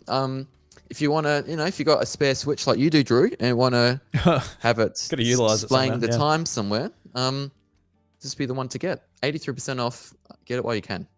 All right. Next up is Frogun, which actually looks. It's actually a neat little platformer that caught my eye last week when it released. So you get it for $18. It's a little bit cheaper at the moment than just a little launch title. And Frogun is an old school platformer with the soul of the retro era. It had the word split, threw me off a bit. In which your frog-shaped grappling hook is your best friend. Join Retta as she adventures across the world of mystical ruins with her titlet Frogun. Frogun is an old-school platform with the soul of the retro era, in which your frog-shaped gun grappling hook is your best friend. All right, just repeated that. Retra's parents are world-renowned explorers, archaeologists, and inventors that travel all over the world uncovering the secrets of the past, bringing her with them in their expeditions. However, in their latest adventure, they decide to leave her at base camp.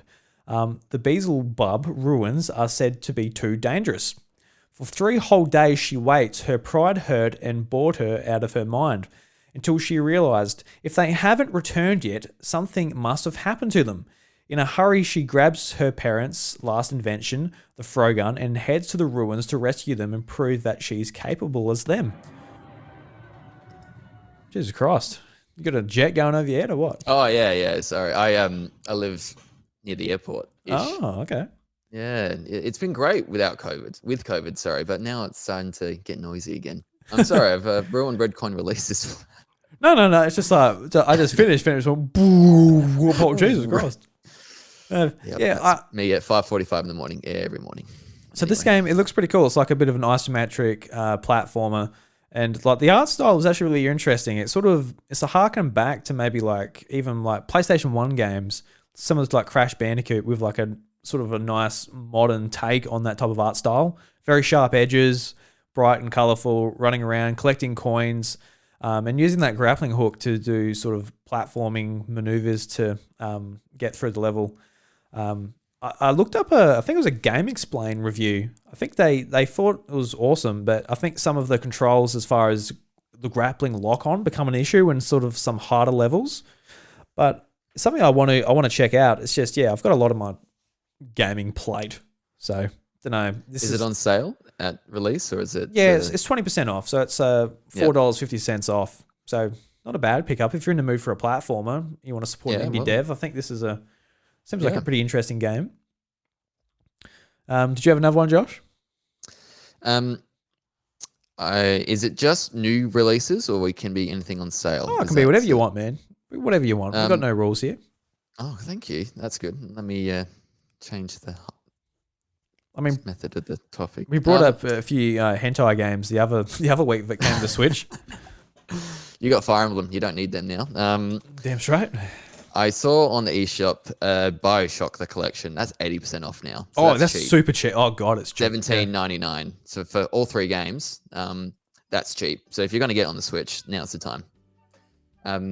I have great memories of playing that when it first came out, the first Bioshock, at 2 a.m. in the morning on a Saturday night, and absolutely crapping my pants at just how scary it was. I was probably 12, 13 playing this game. Love the second one. The third one's all right. So for $18 for 3 games, that is like 3 good games. Bargain. Yeah.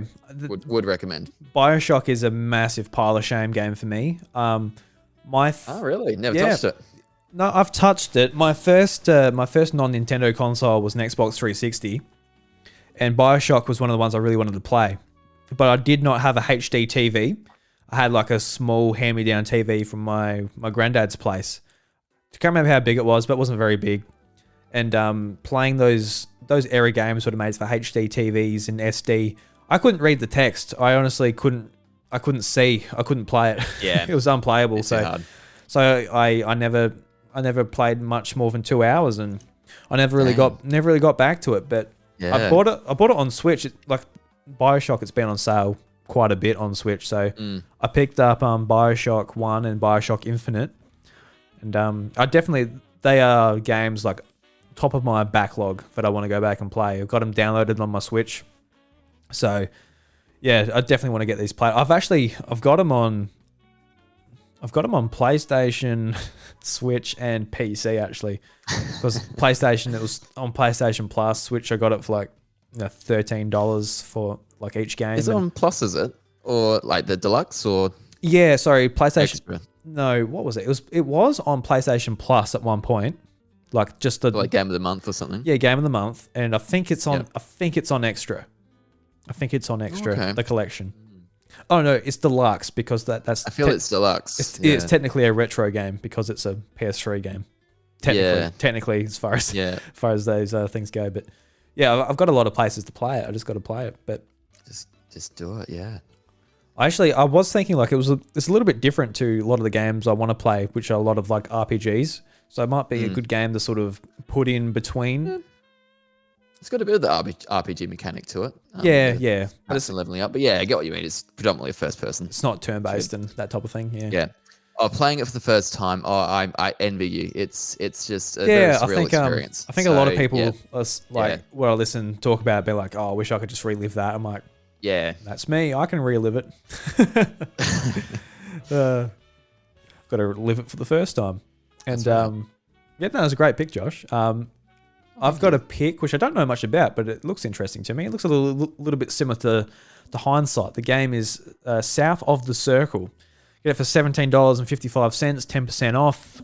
And the little blurb says on the eShop, embrace a virtually impactful and compelling a narrative experience featuring a cinematic story about true love and the desire to keep our promises.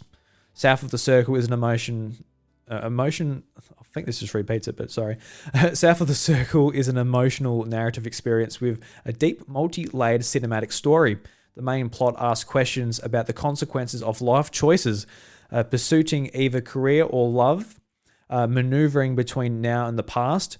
You play Peter, a Cambridge academic who crash lands in Cold War Antarctica. As he searches for help, his past unwinds before him, revealing how the pressures of power in his own aspirations have led him into the crisis he must somehow escape. A love story between him and a fellow academic Clara develops, and Peter learns the weight of all things he promised, like memories from childhood to some promises stay with us forever. So, yeah, I don't know. Just reading that made me even more interested in it, to be honest.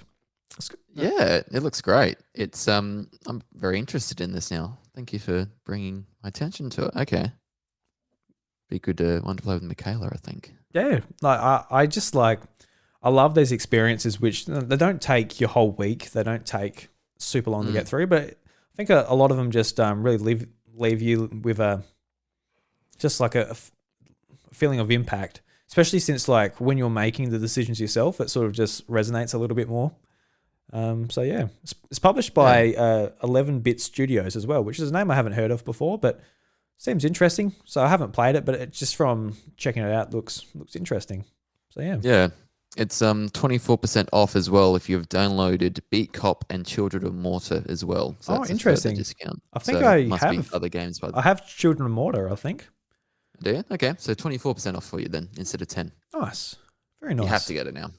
Oh, I'm obliged to. Yep. I'll wait. You can. I'll keep the show going. Oh, all right. I'll see you. No. Yeah. So, was there another one you'd like to point out before we wrap this up, Josh? Or? That was the main stuff. I'm scared to keep looking because the more I look, the more other games I buy, and then I'll never play them. Yeah. So I'm always. Because I think that's the main problem. Like, yeah. On the I like just keeping up with the eShop, seeing what's coming out because there's a lot of great stuff. Like, for example, just with Hindsight, Frogun, and South of the Circle, I think some really interesting looking releases. But just with the amount of crap that comes out each week, it's hard to see them.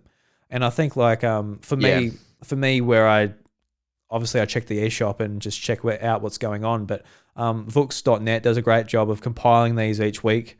So go and check them out, support them. Check out Vooks.net and go to their articles with the Nintendo download updates, and they do a fantastic job of maybe like highlighting a couple of titles and just showing you the crap as well. Like just going through the list, like hentai.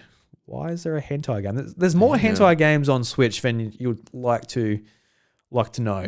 Like and they just pop up and like, why? And what's going on? Yeah, I thought of one. Right. It doesn't come out this week, but it comes out in a couple of weeks. This is an Adelaide-made game that is coming to the Switch. So, our good friend Alex Harding from Indie XP has given us. I think he gave you a code, didn't he? He did, yeah.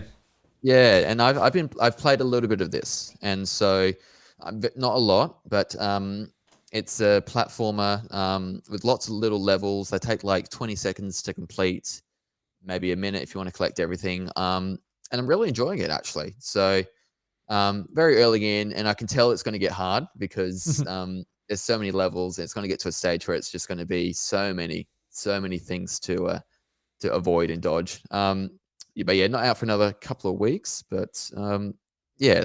Please check that out. Anyone else? I haven't fired it up yet, but it seems very Meat Boy-esque, and I love Super Meat Boy. So yeah, I'm keen to give it a go. My aim is to like get through it and talk about it when it releases, pretty much. So I'm keen for that, especially like I think Alex does a great job of like highlighting local talent, and like for me, living a bit out of Adelaide, it's a little bit hard to keep up with it all. But whenever I go to AvCon, they have a section there called the Indie Games Room, And there's just so many talented, passionate people on our doorstep, which is awesome to see. And I haven't personally been able to, go and talk to those types of people for like 3 years at this point, which is a little bit sad. But a while, yeah. So like seeing like stuff like Riot coming out of Adelaide's just it's awesome. So I can't wait to give it a bit more of a go when I've got my good D-pad on my 8-bit Do controller ready to go. Away you go, yeah. So you're Right from Pond Games, so Adelaide developer. Yeah. No, thanks for bringing that up. I'll be sure to talk about that on the show a bit later on as well. Later on, yep. Yeah. So I think that brings to the end of the show, Josh. It's a nice long one. Thank you very much for joining us. Enough? Oh, my pleasure. This was good. Had a good time, as always, whenever I'm on the show with you, Drew. Had a good time in the House of Mario, not hospitable enough for you? Yeah, this is the pure stuff. So I'm hooked to this. So Drew, give me the main stuff going forward. But no, I've loved being with you on the Encore, and then our monthly Patreon exclusive heaps good as well. So no, just enjoying collaborating with you, Drew. Yeah, it's always a great opportunity to have a chat with you. And was it Monday night? Got you for 2.5 hours. You're like, fucking hell, how long do I have to talk to this chump for? No. This is I chose this life. I chose this life. Fair enough. Yeah, embrace it, my friend. So, people have been listening for a long time at this point. 2.5 hours, Jesus Christ. But they like Josh. They want more of him. They want to know where they can go and check out his podcast, NintenVania, and all of that stuff. Another South Australian Nintendo podcast to add to your repertoire. So, Josh, where can they find that? And what do you typically talk about on NintenVania? Yeah, so NintenVania is very similar to your show. I do it fortnightly, so not as frequently. But yeah, talk about all the latest news, what we're playing, topical things every now and then. I'm on all good streaming services for your music, so Spotify, Apple Music, and so forth. Just had Oliver Brandt from Vooks on my latest episode. He's the deputy editor of the website. And yeah, it's just talked about his big review of Xenoblade Chronicles 3. And so a lot of work goes into reviewing games, but JRPG as well brings extra time constraints. And sort of, we just sort of talked about what's required to do those sorts of reviews, and just sort of the general landscape to sort of write reviews and publish them for gaming in Australia as well. So feel free to check it out. Any support most appreciated. Again, thanks for having me, Drew. Yeah, no worries. And I listened to the episode today. Very interesting. And it'd be a nightmare being on a time constraint trying to finish Xenoblade Chronicles 3. Oh, it'd be crazy.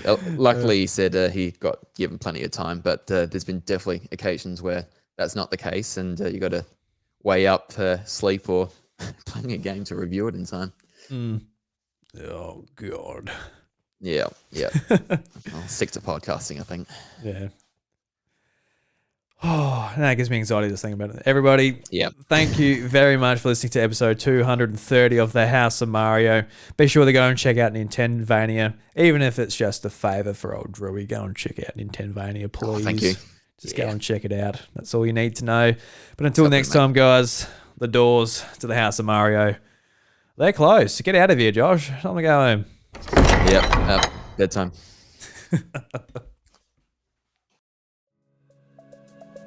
The House of Mario, a Nintendo podcast, is lovingly crafted and recorded in the southeast of South Australia. The show is produced and hosted by me, Drew Agnew, and my co-host is Bryce DeWitt. If you enjoy my work here and on my other podcasts, Encore at the House of Mario, A Drew Story, and Crackin' Furfies, help spread the word by sharing us with a mate or leaving a 5-star review on Apple Podcasts and Spotify. If you would like to show further support and help me achieve my goal of freeing up 1 working day a week to spend more time refining and creating podcasts, please consider checking out patreon.com/idruby, where for only $1 you get access to my secret recordings, where I share everything behind the scenes. A big thank you to the legend Deejaayy for supporting the content at the podcast producer level on Patreon. From the bottom of my heart, thank you.